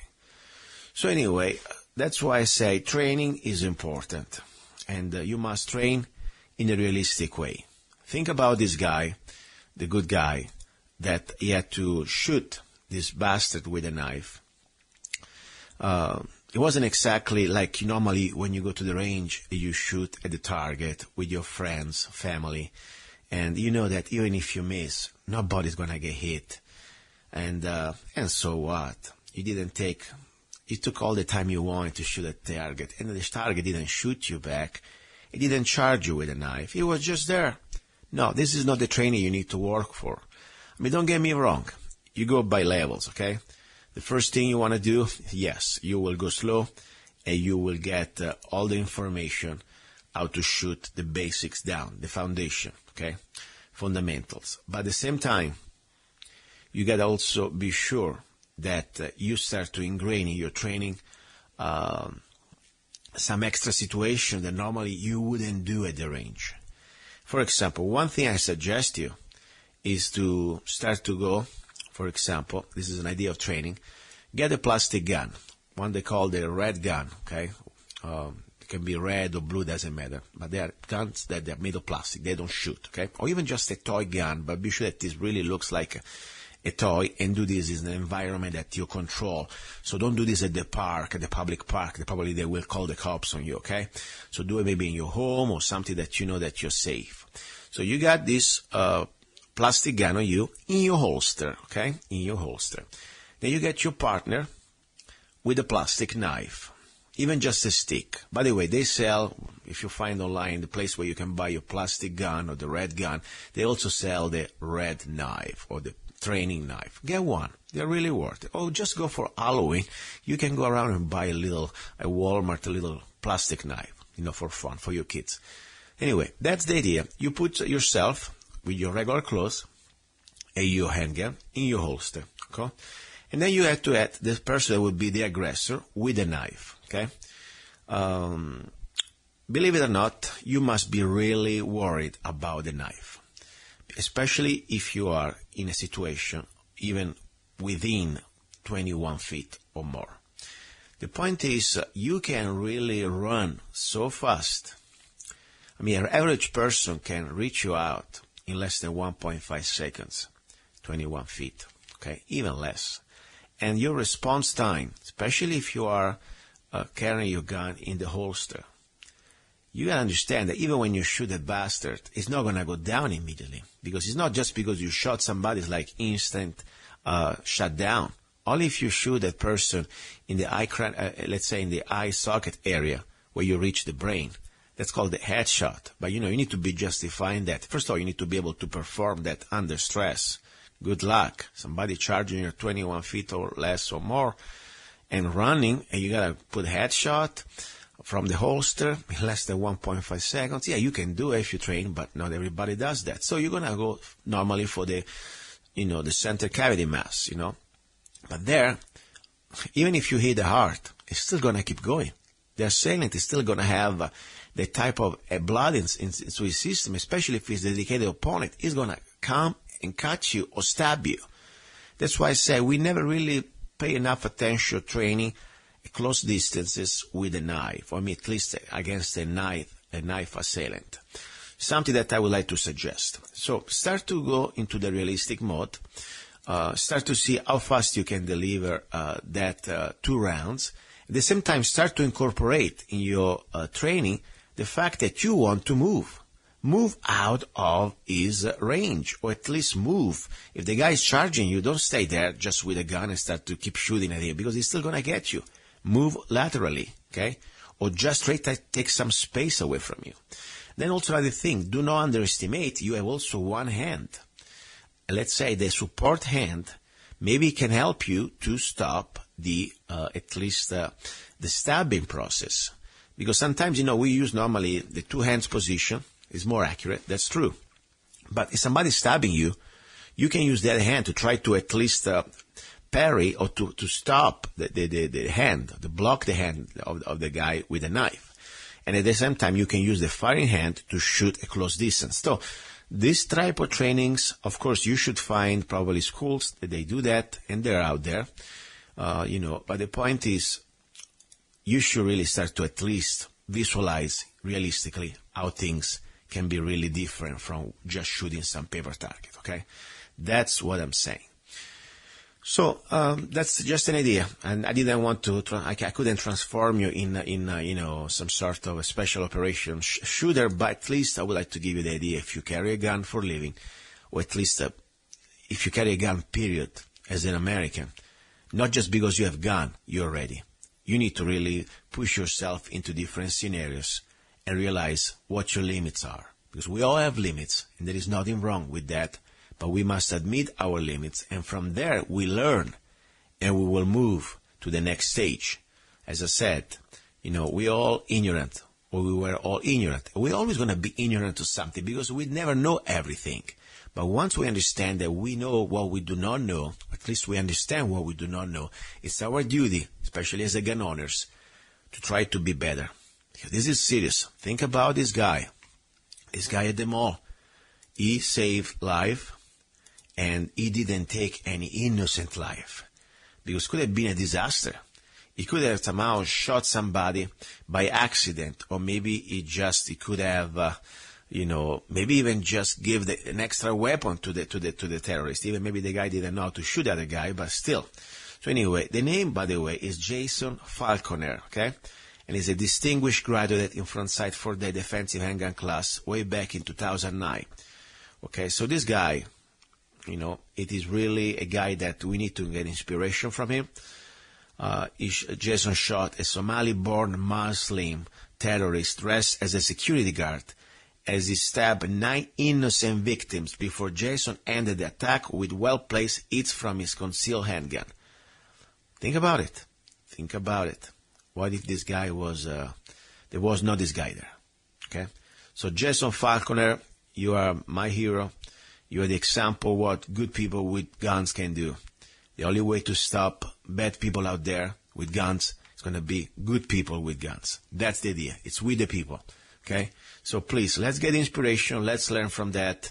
And if you already have a gun, train with a bigger scenario in your mind. As I said, I will just give you some ideas. At the same time, if you don't have a gun yet, this is the time. I mean, you remember last Sunday I had the great lady, okay, from Sweden, Mrs. Ipona. Okay, pure buona. I mean, it's really a great lady, good-looking lady, smart lady. I mean, I can't believe it. And I feel sorry for her. I mean, in Sweden, as you know, like most of Europe, they cannot have guns. Citizens, they cannot carry a gun. If they have the type of privilege to have a gun in their own homes, for God's sake, probably, first of all, it's very difficult, and the permits and the regulations. And also, you know the story. You know, if you try to shoot somebody for self-defense, like in Italy, oh gosh, you better kill yourself too, seriously. And of course, I don't mean that. But my point is, that's the situation. We have this right here in America. Let's use it. Let's not just, let it go. Let's just not say, okay. Maybe, I tell you, it takes somebody like me, coming from Italy, that I know very well what type of situation normally the rest of the world has. And when I came here, I cannot really stop, be thankful for the right that we have. Some of you guys maybe think, okay, I was born here, Second Amendment, the right to keep and bear arms. Yes, shall not be infringed. Of course, they're infringing every day in many states, but that's another story. But if you live in a state that you still have this, like Arizona, like Alaska, like, many other places, by the way, there are many states that are waking up to create this also constitutional carry, like Vermont, like Arizona. I mean, use it, okay? Don't let it go. And train, enjoy it, have fun, okay? Don't just say, okay, I got my gun. Sometimes, as I said, I know friends that they have their gun and then they forget it at home. Or do they say, I don't feel like it, After all, I'm going to the bar. By the way, of course, follow your state laws. But in Arizona, for example, if you go to the bar, before we were not allowed to carry a gun. But if you have a CCW, concealed carry permit, you can carry your gun concealed. Of course, always if the establishment lets you come in, because after all, it's their business. They can decide whatever they want. But there is no problem with that. You can carry your gun concealed. You don't drink. And you can be the designated driver, for example, for the night, and also the designated security person. I hate the idea to go out in a public place and, you want to get relaxed, have a little fun, and maybe, have a couple drinks. And then, of course, you don't want to drive. At the same time, also, you feel like a little bit off guard because you may be a little fuzzy, a little drunk. And then, you want to have somebody not just driving you back home, but also somebody that's watching over your back so you can have a little fun. I think that's a great idea. Normally, I would say the designated driver should be, in my opinion, if I never go out because I drink in my own place. I don't like to go to bars, but still, if I would go out, I would have a friend that is the driver, so he doesn't drink. At the same time, he can carry illegally a gun into the bar just in case something happens, okay? So that's the story. That's pretty much the story. I hope these little ideas can give you at least some sort of, thinking, okay? Because that's what I'm trying to do here. I want to make you think a little bit. Now, another important thing I want to say when it comes down to news. Okay, Obama is leaving office, thank God, but it's not over. Because after all, let's not forget, Obama was and is just a puppet. Like Bush was just a puppet, okay? The only difference is that now Obama, of course, he can get away with things that normally Bush, he couldn't. So he's been doing them.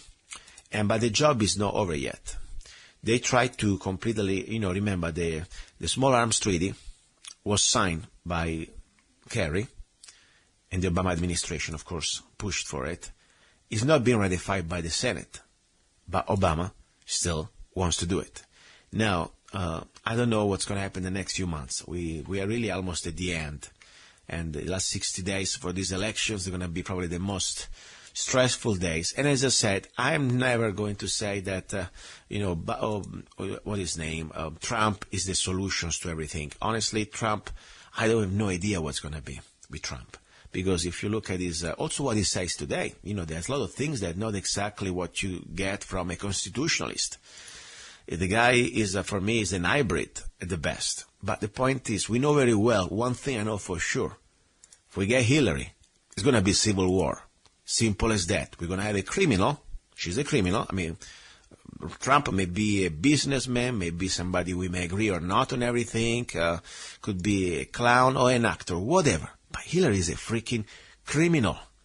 And more important, we're talking about tyrannical government. We already had her in power through her husband and herself for well many years. And now she's going to go also another 4 or 8 years. This country cannot sustain, cannot survive 4 minutes of Hillary Clinton. You think you're going to survive 4 years?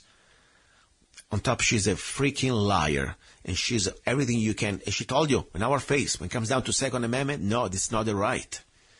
And she will do everything she can, according to the Communist Manifesto.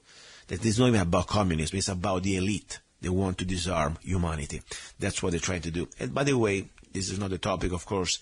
People say communist. Communist was founded by the bankers. Karl Marx was founded by the international New York and London bankers. Communism is not created by the people to steal from other people. No, it's created by the corporations, in this case from the bankers, to completely level the competition down. So they're going to be the only one there. So that's just I digress. There's something different now.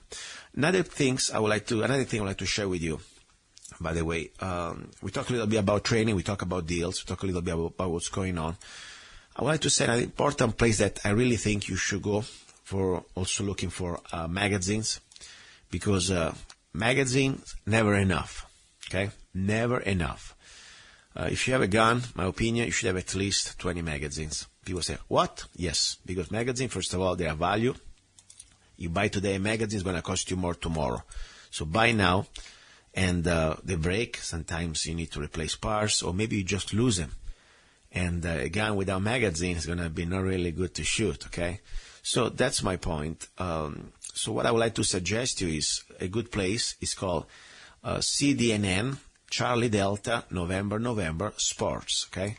And I will give you also the website, cdnnsports.com, okay? You will see there incredible variety of magazine. I mean, there's some good deals. There is one I really like, for example, 10 AK-47 30 rounds magazine, 762 by 39. They are steel mags, okay? This stuff is tough. With black bag, they give you also black bag, $99, $100 with a bag. I mean, right there, $10 a magazine and free bag. They're really, really good. These are Korean stuff and they work, okay? So for me, that's incredible deal. Especially when you start to smell, in the near future, you will smell, of course, fears between another false flag or anything's going on. We don't know, martial law, whatever. Price is going to go up, or they may even stop sales of this stuff. Then they have another incredible deal, AR-15 to 23 30 rounds magazine. This magazine looks great. Let's see if they have what I think about it. With $100, $99. With a beautiful Coyote 10 bag. I didn't taste this. I never tested this magazine, but I know that they look pretty good. And normally they don't sell crap on CDNN Sports. They sell decent stuff always. So check them out. But I know for sure that let me tell you, this AK-47 magazine. I have several of these Koreans. They are great. They are really good. So, well, what can I say? This is the hour about guns. And my only goal is to give you the information, the ammunition, to know more about what's going on in America, and also around the world. That's why I will bring you always more and more guests, like Ipona, that we had last Sunday from Sweden, because I want to bring you people who they can share their reality, and we can learn, or especially appreciate more what we have here. And of course, also like to share ideas, how to exercise our rights, how to train. By the way, if you want to be here on the show and even ask questions, sometimes people say, oh, great, the guest. But no, for me, the most important guest at the end is you, the listener. So you can always be here, and even, of course, this is not recorded live. I can set you up with questions during the week. So you can go to lovegunsfreedom.com and check it out by email. Send me an email. I'll contact you, and we can organize the interviews. Now, ready for our number 3. We got great guests, great information, even a little recipe of pasta. And by the way, I'm ready for a little glass of wine and ready for our number 3. You're listening to Love, Guns, and Freedom with luca-zanna. Do not go away. Ciao. He's a songwriter, a poet, a rifleman, I'm not afraid. and a constitutional activist. I'm not afraid. Italian by birth, I'm not afraid. American by choice. Luca-Zanna. I'm not afraid. And his new CD, Love, Guns, and Freedom. 16 powerful songs on one CD from the heart of a patriot.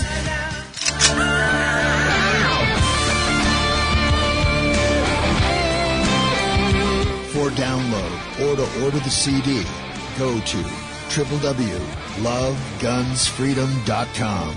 That's www.lovegunsfreedom.com. Lyrics for your mind, music for your heart. Luca-Zanna's new CD, Love, Guns, and Freedom. You're listening to Love, Guns, and Freedom with luca-zanna on United States.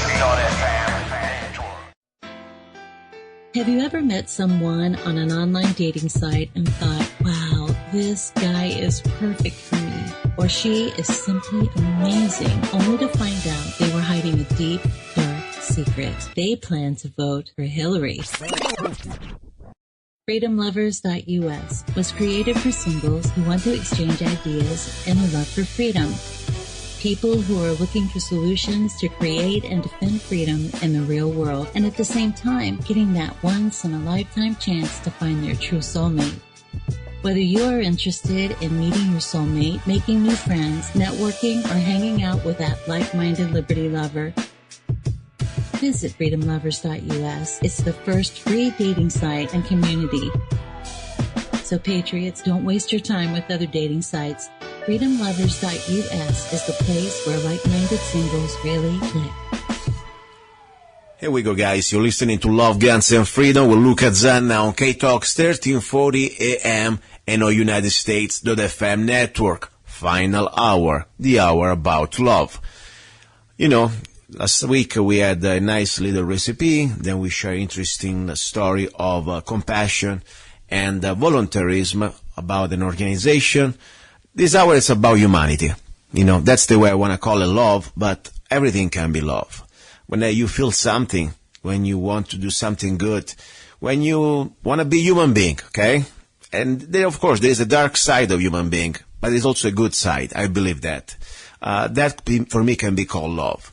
And one of the things I really want to consider love is do not leave behind people or other human beings that I believe in my deepness of my heart that done nothing wrong. And of course, you know, this is my opinion. You know, the court of law will prove or not what I'm thinking, but that's another story. I still believe that because I was there. I met the men and more than one, and also the women. And regardless, at this point, things are in motion, and I want to go specific to the situation. You know, the 2014, the Nevada standoff, they want to call it. It was a peaceful protest and became a standoff when the BLM or federal agents started to point loaded guns at mostly unarmed American citizens who were protesting peacefully in the middle of the desert. That's pretty much because Mr. Bundy, he was standing his, you know, for whatever, now we want to go there, but the point is he was standing for his basic rights to graze without paying the fees to this unconstitutional agency called the BLM. Now, to the specific, there are different people that right now they are rotting in prison waiting for federal, real federal jail, federal prison, and for many things that everybody has a different situation. Some they've been dismissed, at least one, Mr. Pete Santilli, we talked about last Sunday, and also some other people that are still facing these charges. One person that I had on my show several times, keep me updated and also keep me informed. And to you also, guys, was Mr. Eric J. Parker from Idaho. I met Eric in person that day, 2014, in the middle of the Nevada desert. And, you know, the media used to call him the sniper. Okay, now, I give you my version. Of course, everybody can agree or disagree with me. That's not the story. First of all, technically, it wasn't a sniper. It wasn't having any type of crosshair, any type of scope, any type of high-precision rifle on anybody. Honestly, their snipers were on the other side. That's a fact. Documented. Some of them also lost their job because they were doing comments. They couldn't wait to squeeze the trigger on some of us. And I say some of us because I was there as member of the media. I didn't have any guns on me, but I was there peacefully exercising my First Amendment. Now, Mr. Eric Parker, when he saw, and this I'll give you my chain of event, just to refresh you what went according to my eyes as a witness. When people that were there tried to approach this barricade, this gate, controlled by the BLM, or whatever agents they were, they started to point loaded rifle at us, or at least at the people. Most of them, they were regular, the average American. Men, women, older, younger, even some I've seen also some babies walking around with their parents. And when I saw, and that was, by the way, the first person that really denounced that, what are you doing? Are you going to kill us? Was that famous reporter, and I forgot his name, of Fox News. And I say, thank God he was there with his big camera. It looks like a legit media. That's what they normally government a little concerned about the big media. The small media, normally they don't care. Independent media, they try to put us in discredit mode. But when they saw Fox News, hey, how is possible? You pointing loaded guns at unarmed Americans? You cannot even do that on the borders. If you do that at illegal aliens, you're going to get probably sued. Seriously, that's what happened. But, on Americans, it's fine.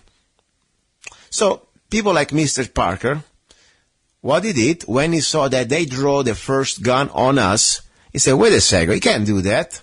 According to, if you were a regular person, if you didn't have that uniform, you have the right to defend yourself. That's the bottom line. Now, not just because, in my opinion, you have a uniform, you are God, you're above the basic rule of law that, you don't start to point loaded guns at unarmed people that they're not even committing any violence or endanger anybody else. So anyway, Mr. Parker with a few others, I guess, or at least I know Mr. Parker, he somehow, in a sign of, hey, wait a second, don't do that, because if you shoot at them, you may have repercussions. We have the God-given right to defend ourselves. Okay? So anyway, he went there, almost 1.5 years passed by, and guess what? Then, bang, the FBI got him. And he's still rotting there in Nevada prison, waiting for trial. Now, I had his wife last time, a few months ago, tried to do whatever I could to at least bring awareness. Okay, as I said, don't believe me, don't believe her. Do your research, just do, and then you decide if that's okay, that an American man, without any type of previous record, criminal record, a father, a working man, without, even if, let's say, allegedly committed a crime, nobody was harmed, he didn't rob any bank, he didn't rape any child, he didn't kill anybody. They want to charge him, and I think they still want to charge him for 100 years. I think the rapist behind the corner or the bank robber, he would get out probably with 5 years. Seriously. 100 years with no really physical crime to try to, let's say, according to his opinion and my opinion and maybe many others' opinion, but still, in self-defense, when somebody pointed a gun at you, you have the right to say, wait a second, I'm not here a victim. I have the right to defend my life and to defend the life of other innocent people. So anyway, regardless, things are moving forward. Now, I have back his wife, Andrea Parker, and I know, by the way, that some of you guys, BLM, FBI, whatever, the Justice Department, you listen to this show. That's fine. That's fine. I'm glad. I hope. Maybe we can learn each other. Maybe you can learn from whatever we really think here. I have no agenda. I wish you were siding with the people. More important, I wish you sided with justice. Forget about the people. If you really want to put 100 years somebody in jail, start with Hillary Clinton. That's the reality. Because we have no more law. Andrea Parker, are you there? Yes, I am. Okay, please, I want to give you the floor. Go straight with updates. What's going on? What happened exactly on Saturday in Nevada, Pahrump? On Saturday, I was actually able to travel down to Pahrump, Nevada, and we had a little protest outside of the Southern Nevada Detention Center where my husband and many other of the political prisoners are being held. It was a peaceful protest. We had some tents because it was awfully hot. And we had an interesting visitor from a green Mojave rattlesnake, and we sat out there, and I do have to say that their guards were out there sitting with us as well, and they were very polite to us, and it was a good time had by all. No issues. The sheriff of the town of Pahrump, Nevada, even came down and took pictures with Carol Bundy herself. Wow, interesting. And so the idea was something's happening. At this point, last time we talked, we were in preparation for trial. Is the trial already happening for Eric and many of the other guys that are there? No, we are still waiting. The date for the trial is supposed to be February 2017. And the guys all right now, their biggest fear is that when we get closer to that date, they're just going to move it back. A lot of them said that the lawyers haven't even really started working on the case very much, and the guys are forced to do a lot of the work on their case on their own in the law library. Meanwhile, we want to remind that almost all of these people, they were denied bail. And, of course, there are different cases. There are the situation with Nevada, with the Bundy standoff, and then, of course, there was the Oregon. But the point is, with many of these people, I think almost all of them, they've been spending almost 1 year in jail. And after all, nobody was hurt. There was not really a physical crime. They can allege that there was some sort of insurrection or whatever you want to say, revolution or pointing loaded guns to federal agents still. But there was no crime. And the point is sad that, meanwhile, they already destroyed few lives out there. Because when you leave your family and your job for almost 1 year, and you're still innocent until proven guilty, that's the reality we're supposed to remember, everybody. You agree or not with Eric or whatever, doesn't matter. It was denied his basic right, my opinion, of due process. First of all, they are really taking their damn time to go to trial. This is not a speedy trial. And more importantly, why they are rotting in a prison. Not exactly the best place. Any updates directly from Eric? How is it doing? Did they offer him any deal? Did he get any deal or any plea deal? They did offer him a plea deal. His plea deal was for 10 years. 10 years. And he said, no, thank you. Wow. He has good friends in there. Scott Drexler also got a deal for 10 years. Yeah. And they thought that's crazy. Are Scott and Eric, I remember Scott because I met him there too. I took a photo with both of them. Are they calling? I mean, they can talk to each other. They are close to each other in the same facility? Yes, in the facility that they're in, it's actually a corporate prison. And so their bunk situation is a giant room, like a cafeteria room, with bunk beds all the way down it, and it has 100 people in it. So there's no privacy. Gee. They're just all on bunk beds. The only thing that's good is that they all have each other. So Eric Parker, Steve Stewart, Scott Drexler, and Todd Engel, they're all together. Yeah, because I was thinking about an environment like that. For a person that normally he doesn't have that type of experience every day, okay? We're talking about law-abiding people, and I know that Eric, at least I can speak for Eric, correct me if I'm wrong, he never had experience with the law, okay? He's a law-abiding person.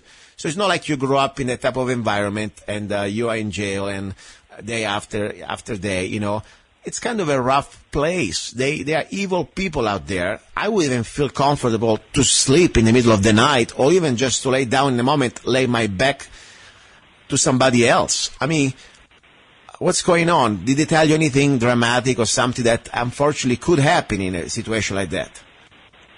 Actually, yes. They had a stabbing inside of the pod. Gosh. And like I said, there's no real rooms or places for people to get away, so they're kind of open to that whole situation. Yeah. And, don't get me wrong, there are people out there that are psychopath, period. Evil is evil. And sometimes they like just to single out. And I wouldn't be surprised, and this is just my conspiracy theory, of course, then maybe, when you are in prison, and you're already hardened criminal, you may find some sweet deal.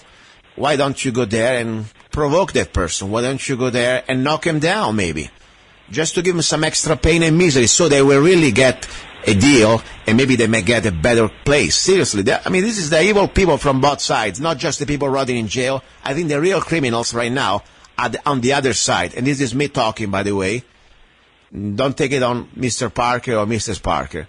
Because I said before, after what we faced, what we witnessed just the last few weeks on this travesty of justice, justice is dead in America. It's selectively enforced. When we have a woman, I say a devil, like Hillary Rodham Clinton, running around for president, while she should really be spending, at least facing a jury and a trial, and many other people that probably did not even a tenth of what she did. We would probably spend 20, 30 years. We know now that we don't live anymore under the rule of law. That's an illusion. The rule of law is selectively enforced, and it's just for us, regular slaves. So that's the reality. 100 years. To face 100 years or 10 years deal for a man, for a crime, that wasn't really any type of, first of all, before even we got to the crime part, there was not even a victim. Okay? Seriously. So, and now, of course, not even if we remember that everybody's innocent until proven guilty, why we should keep these people that they still need to find their day in front of a judge with the real criminals out there? I mean, that's, for me, they already condemn you. I mean, that should be, I think, almost another facility. If you are not guilty yet, you should be treated with a little more respect and little more safety. Don't you think I'm right on this one? I mean, this is, for me, already punishment. Forget about being processed or not. Yeah, I do fear for him while he's there. So at this point, what do you think, when the next day that we're supposed to hope for, anytime soon? Well, right now we started some petitions that can help his case. We have a petition out that is for a congressional investigation into the BLM and their actions leading up to and the days of the Bundy Ranch. Mm-hmm. I feel if we started looking into what they were doing, how they were preparing, and what they did the day of the Bundy Ranch, that people would understand that my husband was not the aggressor in the situation. Yeah. None of the protesters were the aggressor in the situation. Listen, I was there with my own eyes. Honestly, I have no agenda. My agenda is just to report the facts. Yes, I have my opinion about the BLM that shouldn't even exist in our Constitution, and we know. But before even we go there, forget about all this situation with the grazing rights, no rights. I'm talking about from a perspective of what if tomorrow I walk in the street and I see that out of the blue, people that exercise in the First Amendment, and you have a bunch of people with uniform and helmets and dressed like ninja boys pointing loaded guns at me. I don't care if they are BLM, aliens from Mars, whatever gods they think they are still human beings. They still should somehow obey and comply with the natural laws, and the law that you don't point a loaded gun at somebody that is there exercising peace for the First Amendment. Unless that person is doing something that could be really dangerous to your life. And I didn't see any imminent danger. I mean, that for me would be brandishing right there. There would be somebody pointing a loaded gun at you. They should go to jail. Then, of course, somebody like Eric say, wait a second, can do that. We have the right to defend ourselves. And that's all that ended up. But, of course, they took their time. They didn't really arrest them immediately with the other. They waited for the Oregon situation to go out of control there, too. Now, what do you think Mr. Bundy's and other people that pretty much, everybody has a different story there. Bundy's still there with the Sons. Pete Santilli was discharged or everything in Oregon. Are you following the situation with Mr. Santilli? I am, actually. He is now in the same area as my husband in Pahrump, Nevada. Mm-hmm. Because he was released from Oregon trial. They dropped the charges there, and he's waiting in Nevada to see what is going to happen there. For him already, 1 year of his life, 8 months of his life gone. And like for Eric, how many months already Eric has been in prison? About 7 to 8 months. Okay. And what if, and I pray, of course, they say, sorry, we were wrong. Like for Mr. Pete Santilli, all charges are dismissed. I mean, who's going to pay you back your time, your life, the time that, the hardship you had, your kids, they couldn't see their father. I mean, this is something, as I said, they could have done this in the right way, according to our Bill of Rights, the basic due process. Say, you know what, stay home, pay a bill, and we monitor you, whatever, and you have your day in court. Meanwhile, your life keeps going. That's what I think we should have done the right way. And I really believe if your husband, was probably, I don't know, somebody from maybe Yemen or some Muslim out there, probably they would have given more rights. And this is my opinion, of course. But this is the way it's been working lately. The average American, Christian, white man believes in the Constitution is treated worse than a terrorist from Al-Qaeda or whatever. That's the point. They treat us worse than the terrorists. That's the reality. Anything you want to say? Anything you can ask for help? I know you need help. I mean, it's normal. I mean, you still live, first of all, in the same home, or you lost your home? Sorry to be brutal. I am able to make it, and I've stayed in my home. Thanks to the support that's been coming from everyone. That's great. I mean, at least that. That's why this is the hour about love. As I said, it's how can you really say, okay, I don't care. You can say that when it's happening to somebody that is our fellow human, fellow American, and especially after you learn the story, I invite you to learn more about it. That's all I can say. I'm not here to tell you I'm right or you're wrong or whatever. All I know, let's go with facts. Nobody got hurt. There was no real violence crime. There was no crime in my opinion, but that's another story. Nobody got hurt. Nobody got robbed. And this man is facing 100 years in prison, federal prison. Okay, not even the worst scumbag out there, somebody that raped a child, could face that. Seriously. All right, Lisa, I want to give you the floor to say how people can reach you if they want to support you, if you have a Facebook page or whatever, email, and whatever we can do to support you directly. As I said, I rather to know that people can contact you directly. I don't like to have middle sources. If people wants to help you out, how can they help you out? We do have a Facebook page, Guilty Until Proven Innocent, and I have a PayPal, AndreaParker@rocketmail.com. Mm-hmm. There's a few fundraising sites, and they're all on the Facebook page, and I can send links. And I just want to say, don't forget about everyone else in there, because Eric was, he was the big picture. But there's a lot of other guys. There's 4 from Idaho. There's Scott Drexler, Steven Stewart, Todd Engel, and Eric Parker. And they're all in there, and they're, just missing every part of their family's life. My husband has already missed my daughter's first day of school and my son's 10th birthday, and wow. It kills him. And even when I get to visit him, and, it's only been twice in the 8 months that I've been able to get down and visit him, and this last weekend was one of those times, we get to visit on a TV screen. And it's blurry. You can't really hardly see him. It is worth it to me, but if only we could have contact at some time before a year goes by.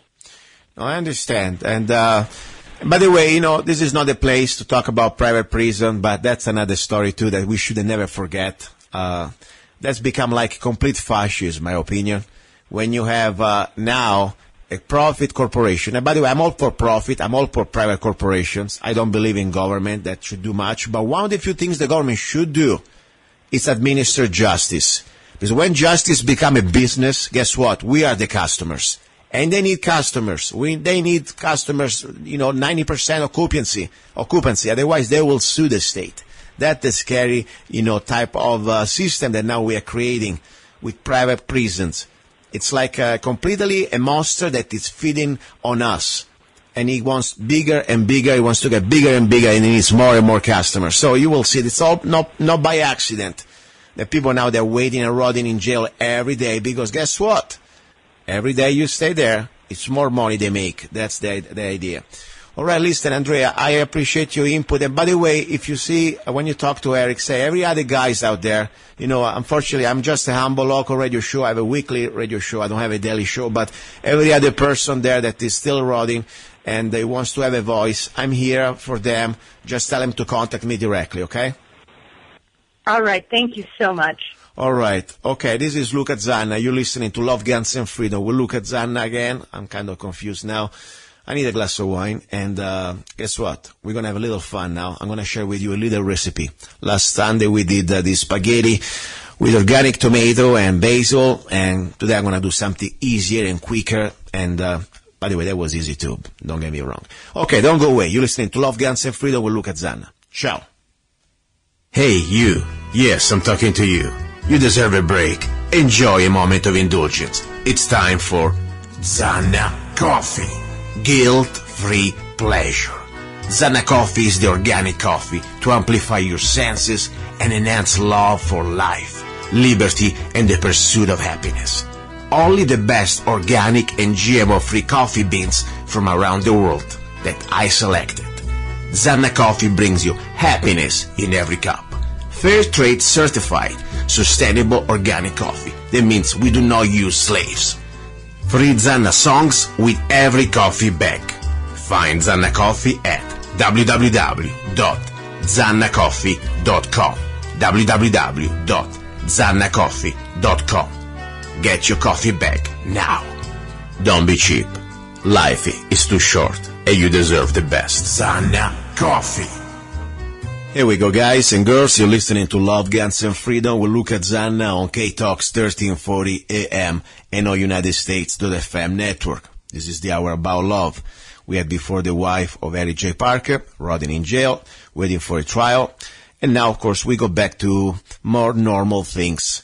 I really believe, I said that last time with Supervisor Stephen Moss, that probably one of the most important offices that we all should be concerned, and more important also maybe try to run. If you have the time, if you have the resources, try, because it's a great opportunity to make improvements in our lives.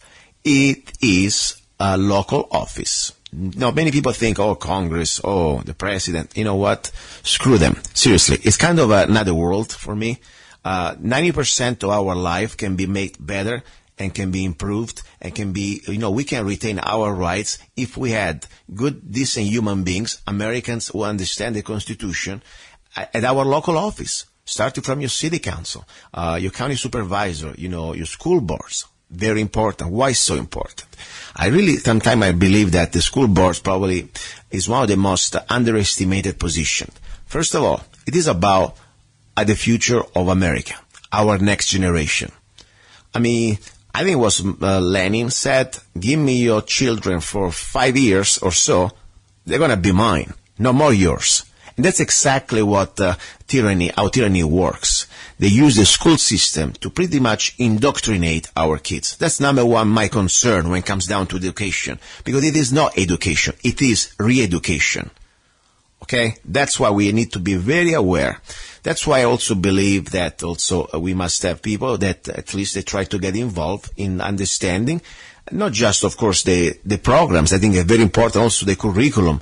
And also how the tax dollar is spent, okay? Let's not forget that. There's a lot of money out there, and we need to be very good vigilant and very good, let's say, sober and humble administrators of our tax dollars. Because these schools, they're becoming like almost they're super gold jobs out there for some of these super duper bureaucrats, okay? We got people, supervisors, different school districts, things like that. They have a great life, great cars.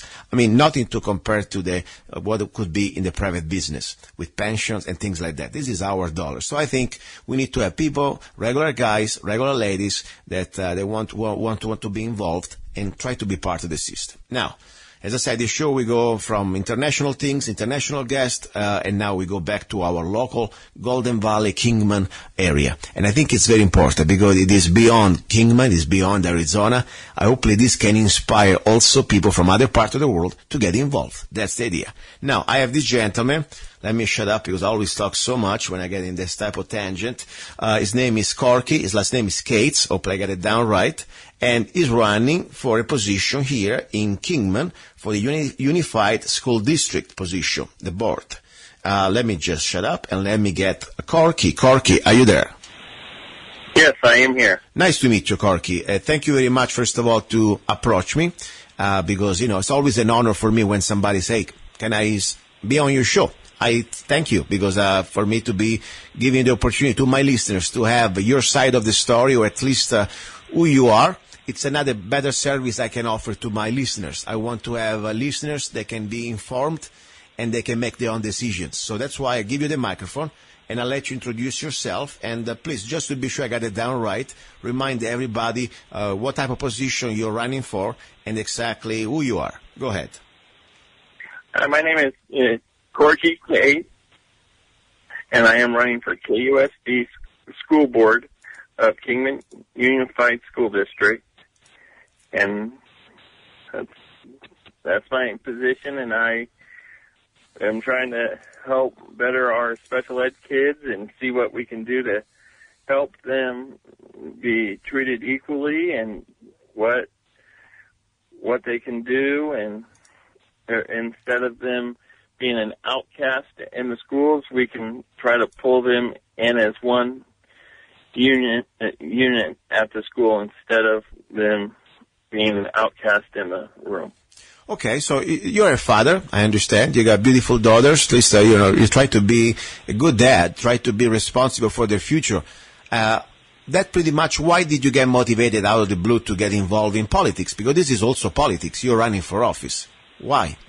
Are you not happy with the things the way they are right now? I'm not really happy with how the special ed is being ran, because my 3 daughters, and then I have one daughter what is very severe autistic, and she's always been stuck on the back burner in the school system, and I just think I want to make a change for her, but I don't want to be greedy. I want to make a change for all the special ed kids in Kingman Unified School District. Okay, interesting. Now, I don't think you're the only one running for this position, right? How many other people out there, approximately? There is 4 other people running for the school board, and there is 2 seats open at the present time. Now, I will give you the microphone. And by the way, I want to be sure anybody out there who's running for the same position, this show is open to all of you. I have no personal preferences. I'll give you the same time. Just contact me. Go to lovegunsfreedom.com, and I'll be happy to bring you in, okay? So, but right now, you got the microphone, and I'll give you the time you need. I mean, not too long, but not too short. You got the time, plenty time, to make your case, what you can offer, why you think you could be the right person, the right man for the job. Reason why I think I'm the right person for the job is I think I graduated from special ed. I have 3 daughters what are in special ed, and then I have that one daughter what is severe autistic, and I live it every day, and I see where the school needs a little bit, not just the school, the district just needs a little bit area where they need help and where they can go a little bit further and educate the parents, where there is groups out there and there is people out there to help them. And I just want to let them know the district just needs somebody what has that special ed backing instead of a doctor or a lawyer or something like that on the board. Okay, so you're a regular person. You're a parent with a real life experience. Let me see if I could be your advocate in this case. So, of course, I'm not advocating anybody, but, I try to understand. You're a regular person who really has this, unfortunately, this drama. And so maybe you can offer your input, not just from a theoretical point of view, but also from a practical point of view, what you could do better. Exactly the board, the school board member, what does it do? I know it, but I would like to remind to the listeners, maybe somebody is new to this topic, what are your roles, your business day? What is your function? What does the school board do? The school board makes sure the kids are... Are you there? Hello? You hear me? No, yes, I lost you for a moment. Go ahead, please. Wow, we have a little problem. We are on the phone, or at least I'm still hoping I'm on the phone with, this gentleman that is running for school board member here in the Kingman Unified District. I'll try to call him back right now. Let's see, maybe we get a little more luck. 1 second, I'm calling you back. Don't go away.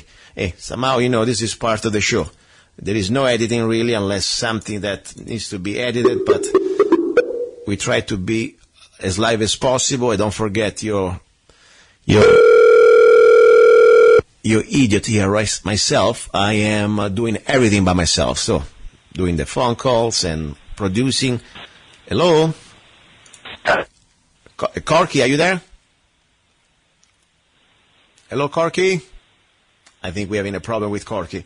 All right, listen, I want to call you back. Let me try to see one more time. Meanwhile, I'm going to have a little bit of a break.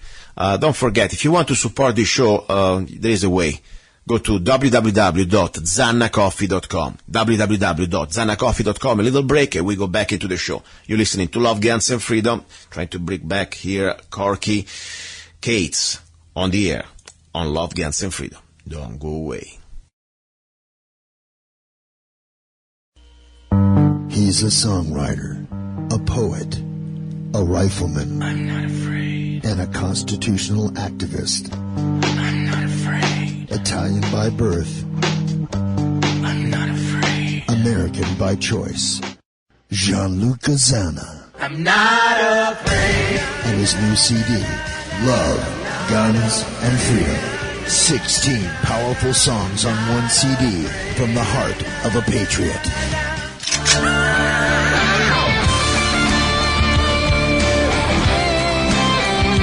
For download or to order the CD, go to www.lovegunsfreedom.com. That's www.lovegunsfreedom.com. Lyrics for your mind, music for your heart. Luca-Zanna's new CD, Love, Guns, and Freedom. Okay, we are back. A little bit of a technical problem. It wasn't even my fault this time. Normally I'm the one responsible, but this time Corky is back and he can tell us what happened. More important, he can tell us more about why he should be the man to get this job at the Kingman Unified Board, the school board. Corky, are you there? Yes, I'm here.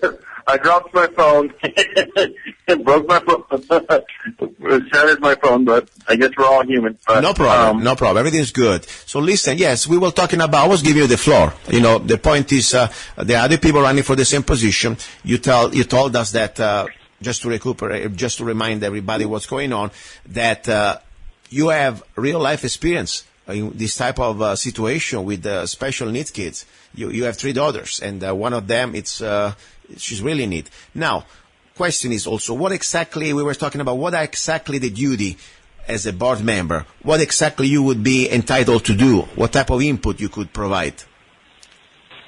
What I could provide as a school board member is I could provide a safer environment for all the kids. I could go and have communication with parents, and we can have more support groups for the parents to be educated on the special needs and the programs out there for Mojave County, where we can work together as a school district with the community and stuff like that, instead of everybody being separated. Okay. Right now. Now, you talk something that you don't need to agree with me or not. I don't know where you're coming from, and this is not about agreeing. As I said, this show is about knowing each other, learning about each other, and maybe exchanging ideas, and maybe learning from each other, seriously. You mentioned about autistic. One of your daughter is autistic, correct? Yes. When did she become autistic, if I can ask you? She became autistic when she was born. She was autistic when she was born. They didn't physically say when she was born, but about the preschool level, they started noticing autistic characteristics, and then they put her in special ed, and then she put in special ed for being autistic ever since, and she's in 8th grade now. Okay. Now, are you familiar with I don't even want to call it controversial because I really believe there is science behind that mercury and thimerosal and many other agents can be connected also in vaccines, can be connected to autism. Are you familiar with that? Do you agree with that or not? I do agree with that. I do believe vaccines are part of the raise of autistic in children in today's world. I mean, I believe that, when we were, I don't know what is your generation. I was born 48 years ago. I got some vaccines when I was in Italy, but I probably remember, I can count on my right hand how many vaccines I got, okay? And they were okay. Don't get me wrong. I mean, there's always some side effects sometimes. But now, if you look, the moment that the baby, the first moment that the baby just open his or her eyes, okay, just born, you will see that they have an amount of vaccines. We're talking about, I can't find the number here, but this is insane how many vaccines now they're trying to give to babies just born. I mean, starting with hepatitis B or other, this is really serious. And about the vaccine, of course, they're made of different chemicals, and some of them, like mercury, it's very bad for your brain. And now numbers, statistics, it's like something we never had before. I mean, we used to have 1 out of 200 or 300 baby becoming autistic. Now we have 1 out of 3 almost. So I'm glad at least you're aware because, and I'm not here trying to preach. And as I said, every parent should do their job to learn. But I just pray for people that they're out there. Don't believe anybody. Don't believe me. Don't believe the government, though. Because I tell you, it's been proven. The CDC, the Center of Disease Control, they've been admitted many times that, unfortunately, the truth they tell you on your face. Well, sorry about that. You think your situation with your baby could be maybe, because we don't have proofs all the way, want to be fair, but maybe connected to the vaccines that your babe took when she was just born. Totally agree with you on that. I totally agree with you on that. That don't believe me on it, and don't do your research. I believe you need to do your research. Whatever I say or anything when I go to my campaign things and all that, don't believe me. Go do the research on it and prove it. Prove me that I'm right. Or if I'm wrong, tell me I'm wrong because I want to learn by my mistakes. So anyway, I'm glad at least you're an aware parent, and I'm sorry you had to go through the situation with your daughter. But at least I hope, you can be using your sad experience to help other people to at least learn from this, to at least be more conscious before they just follow everything the doctor says. Because as I said, I find it very questionable the fact that, first of all, these big pharmaceutical companies, they have completely immunity against lawsuit, and the only way you can get compensated is through very difficult trials. And of course, at the end, if something happens, that you get some sort of you win in the case, the taxpayer will pay. And this is wrong, right there show there is something. More important, as I said, there is no way you can tell me that a little baby, since the moment is born till probably gets 6 years old, is going to have 80, 90 vaccines in this body or in her body. So anyway, that's another story. Did you ever heard about Common Core? Yes, I have heard about Common Core. What do you think about it? I really don't get to mess with Common Core very much because how I have 3 daughters in special ed, I kind of get to tailor their education a little bit better because they work at their ability level and stuff like that. But I don't agree with Common Core at all. I think we need to go back to the basics of teaching like we used to teach, where teachers got to teach it and stuff like that instead of having the government tell them how to teach and stuff like that. But I really am not involved in it a whole bunch how I have my 3 daughters what are in special ed at the present time. No, I understand you're not probably involved, but as a board member, you're still going to probably make decisions for everybody. I don't think just for special needs baby or kids, So it's good to know what you think. and, how you, because it's very important for me. If I had to vote for a board member, one of the most important things I like to ask exactly if you are, first of all, aware about the common core, and everybody's aware. The point is, how do you see it? If it's something that you support, and why you think it's good and why you think it's bad. My humble opinion, it's a part of the indoctrination and also of the complete uniformity. They're trying to create a centralized system of control.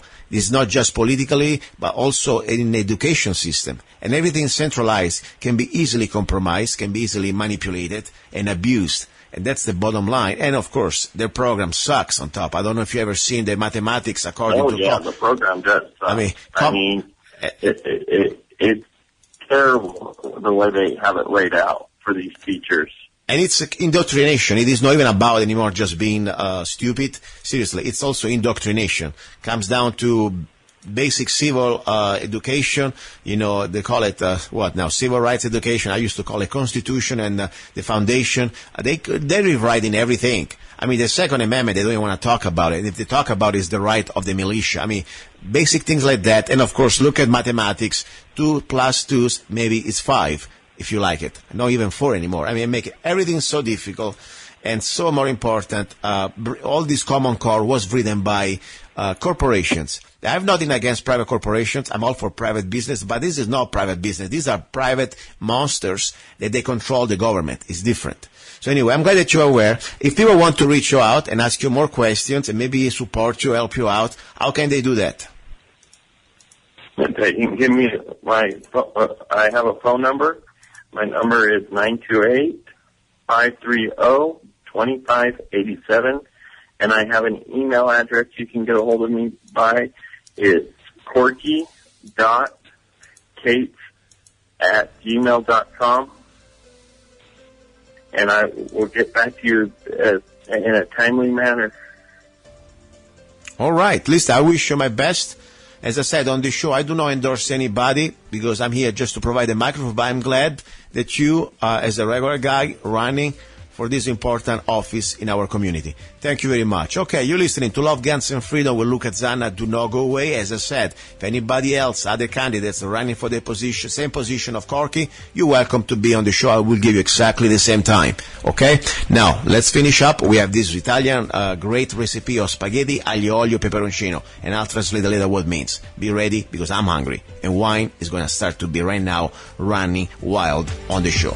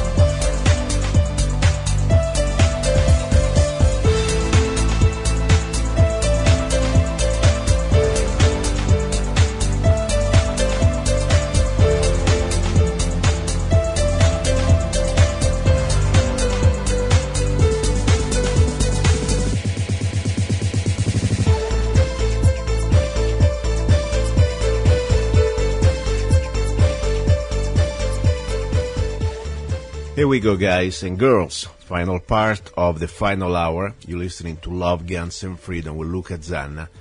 And now it's time to eat. Honestly, I already ate the pasta. Last Sunday I cooked for you, broadcasting from the kitchen. Today I'm going to give you the short version. I just tell you what I did. Now, what I'm doing before I go into the recipe, I'm pretty much having some great wine. I really like to drink red wine. And by the way, it's funny because talking about wine, I realized really when I came to America how much different is the, let's say, probably the social, cultural way to drink alcohol in America with the average American and the average Italian. Normally when I hear people, oh my gosh, you must be drunk. You always drink. I never drunk. I never get drunk. I mean, I can drink wine every day, but I always drink it with moderation, always drink it normally during meals, or even if I have, let's say, a little aperitif or some sort of a wine, empty stomach, it's like always in control. And never, I think last time I got drunk, probably I was 20, I guess. Okay, it was a long time ago. I mean, I can get a little bit happy. Normally wine, what does to me, if I'm with friends or even by myself, is a kind of amplifier of my sensations. So I look at that like positive things. And it brings the best out of me in general. You know, some people I know for sure, I met people that they can touch alcohol, they shouldn't touch it because it really brings the worst, you know. You can see probably sometimes, I don't want to pass judgment, but also the true nature. Some people, you know, if you drink, they say, the Romans used to say, in vino veritas, in wine there is the truth. Probably there is the truth who you are, you know. Anyway, but this is not about wine. Now what I'm going to say before I share with you the recipe, I went to Las Vegas the other day. Horrible place. I mean, sorry. I know some of my friends live there, and it's okay. I mean, maybe you like it. I'm just kind of some sort of a monk, seriously. I can't tolerate anymore. I am allergic to cities. Anyway, I went to Las Vegas. There is one good thing in Las Vegas. There is Trader Joe. And they have this wine. It's a Trader Joe's brand, and it's called Grower's Reserve Zinfandel Paso Robles 2014, made with organically grown grapes for $4.99, about $5. Let me just show you. I mean, unfortunately you cannot see, but let me just hear you. Okay, you can hear it. Oh my God, it is like almost grape juice. I mean, this is really good. It is amazing, and I like it. I can taste the lack of chemicals or sulfites, whatever. I'm very sensitive to that. I can taste it. This is pure. For $5, sorry, this is better than in the morning. Normally people, they drink their little juice. This is better than juice, okay? It's, at least I think it's healthier. But this is just my opinion, of course. Anyway, so let's go to the recipe of pasta before the show is over, because, you know, it's going to be something easy and quick. Today's recipe is spaghetti. I know you say spaghetti. I say spaghetti. That's the Italian way to say it. Aglio, olio, e peperoncino. Okay? That means, translates aglio, garlic, olio, oil, and peperoncino. Normally red hot chili. Okay? This is one of the simplest, Italian recipes, and exactly it's from Rome, my hometown. Okay? Let's go straight to the ingredients. You need, of course, 1 pound of spaghetti. Get a good brand. Last Sunday we talked about brands. Don't get the 99-cent stuff. I mean, seriously, it's gonna make all difference. Okay? Get a good brand of spaghetti. Then, of course, you need to have some very good quality extra virgin olive oil. And then you need about probably, let's say, 4 or 5 tablespoons. We need a little extra here, okay? We need a big pan. And we already talked about pans. You know, I don't want to repeat all the stuff today. So go to listen to my last Sunday show in case you want to have more details, what type of ingredients, also the quality of pans make the difference. And then, of course, you need garlic, okay? About probably 4 or 5 big, fresh, not from China, hopefully organic garlic cloves, okay? You peel them off. Then you need some parsley, okay? Fresh parsley. And at that point, you got almost the ingredients, but the final one, it's some very good hot, red hot chili, okay? Pepper. You want to have green, there's also green. You need probably about 1, you know, that you're going to cut and chop. But depends on the strength, how much spicy you like it. Now, let's start, for example, with, first of all, boiling the water. You get your pot. Get the water. Remember, always use fresh, purified water. Don't use water from the tap, especially if you live in the city. With all that chlorine, you're going to taste it, okay? Tastes like garbage. Anyway, so you get water going. Meanwhile, the water is boiling. You get a big, beautiful pan. You need a big pan. Pour the oil. You want to put the pan on very low heat. Very low. Must almost just warm it up, because you don't want to burn now what we're going to add. We're going to add the 4 or 5 garlic cloves in the pan. You're going to cut them in half at least, because you want the flavor of the garlic completely get out. Okay, you don't want to be trapped. You want to at least cut it. I like always, honestly, smash the garlic with a spoon, just to really spread the flavor, because the garlic is going to be pretty much mixing, melting with the oil. Okay. So, but you don't want to burn the garlic. That's what you want to have, this temperature very low, okay? For about probably 8-9 minutes. You see, when the garlic starts to become golden, that means you're ready to go. So, meanwhile, you add with the garlic also the red hot chili. You want to cut it in very small pieces, okay? One second, I need more wine here. My gosh, that pasta was great. One second. All right. So, you want to get the chili that you have, and you're going to put it in the garlic with the oil. Warming up, okay? At that point, it's going to be probably about 8 minutes, something like that. Normally I do this the time the water is boiling, okay? At that point, you turn it off. When you see that the garlic is golden and the chili is okay, you don't want to burn it, turn it off, the pan, but the pot keeps going. Put the pasta in. The pasta will boil, and of course it will cook. Read about sometime the ingredient, the time that normally you will find in the instructions. And at that point you taste it. As I said, you want to add some salt in the water with pasta. But the trick is to drain the pasta when it's not completely cooked, okay? At least like 1 minute before. And the second trick is to drain not all the water. You want to leave enough water now, because you're going to pour this pasta with a little leftover water in the pan, okay? With the garlic and the chili, okay? And you want to do it in a way that is going to be all together, and you're going to put on high fire here, high heat, for about another probably 60 seconds. So the water is going to start to become almost like a sauce, okay? And at that point, you can add a little bit of fresh parsley at the end and black pepper with fresh cheese. If you have pecorino cheese, will be fine. Probably you're not going to find it. You can find some fresh cheese that I like. It's called Kachik. Normally you can find it at Walmart, and it's without milk, without growth hormone. And this is a variation of the famous spaghetti aglio olio peperoncino from Rome, with some variation with the cheese that we can find here. All right, guys and girls, I hope you enjoyed, and I appreciate your help. Please, if you want to support the show, go to freedomlovers.us, of course, and also zanna.us and zannaart.com and lovegunsfreedom.com. Okay, there are many ways you can support the show. Don't forget zannacoffee.com. Okay, and if you cannot do anything, you know what, just send me a prayer. I appreciate it anyway. All right. Thanks to you for listening, and of course for KTOX for broadcasting my message. And God's willing, I will talk to you next Sunday. Ciao. It is that time again. 1776, the organic coffee to brew a revolution. Brought to you by Zanna Coffee. 1776 is the best organic and GMO-free coffee beans blend from around the world. To amplify your senses and enhance love for life, liberty, and the pursuit of happiness.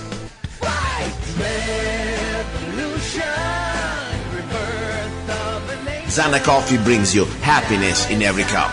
Fair trade certified, sustainable organic coffee. Free Zanna songs with every coffee bag. Get 1776 at www.zannacoffee.com. www.zannacoffee.com. Don't be cheap. Life is too short. 1776.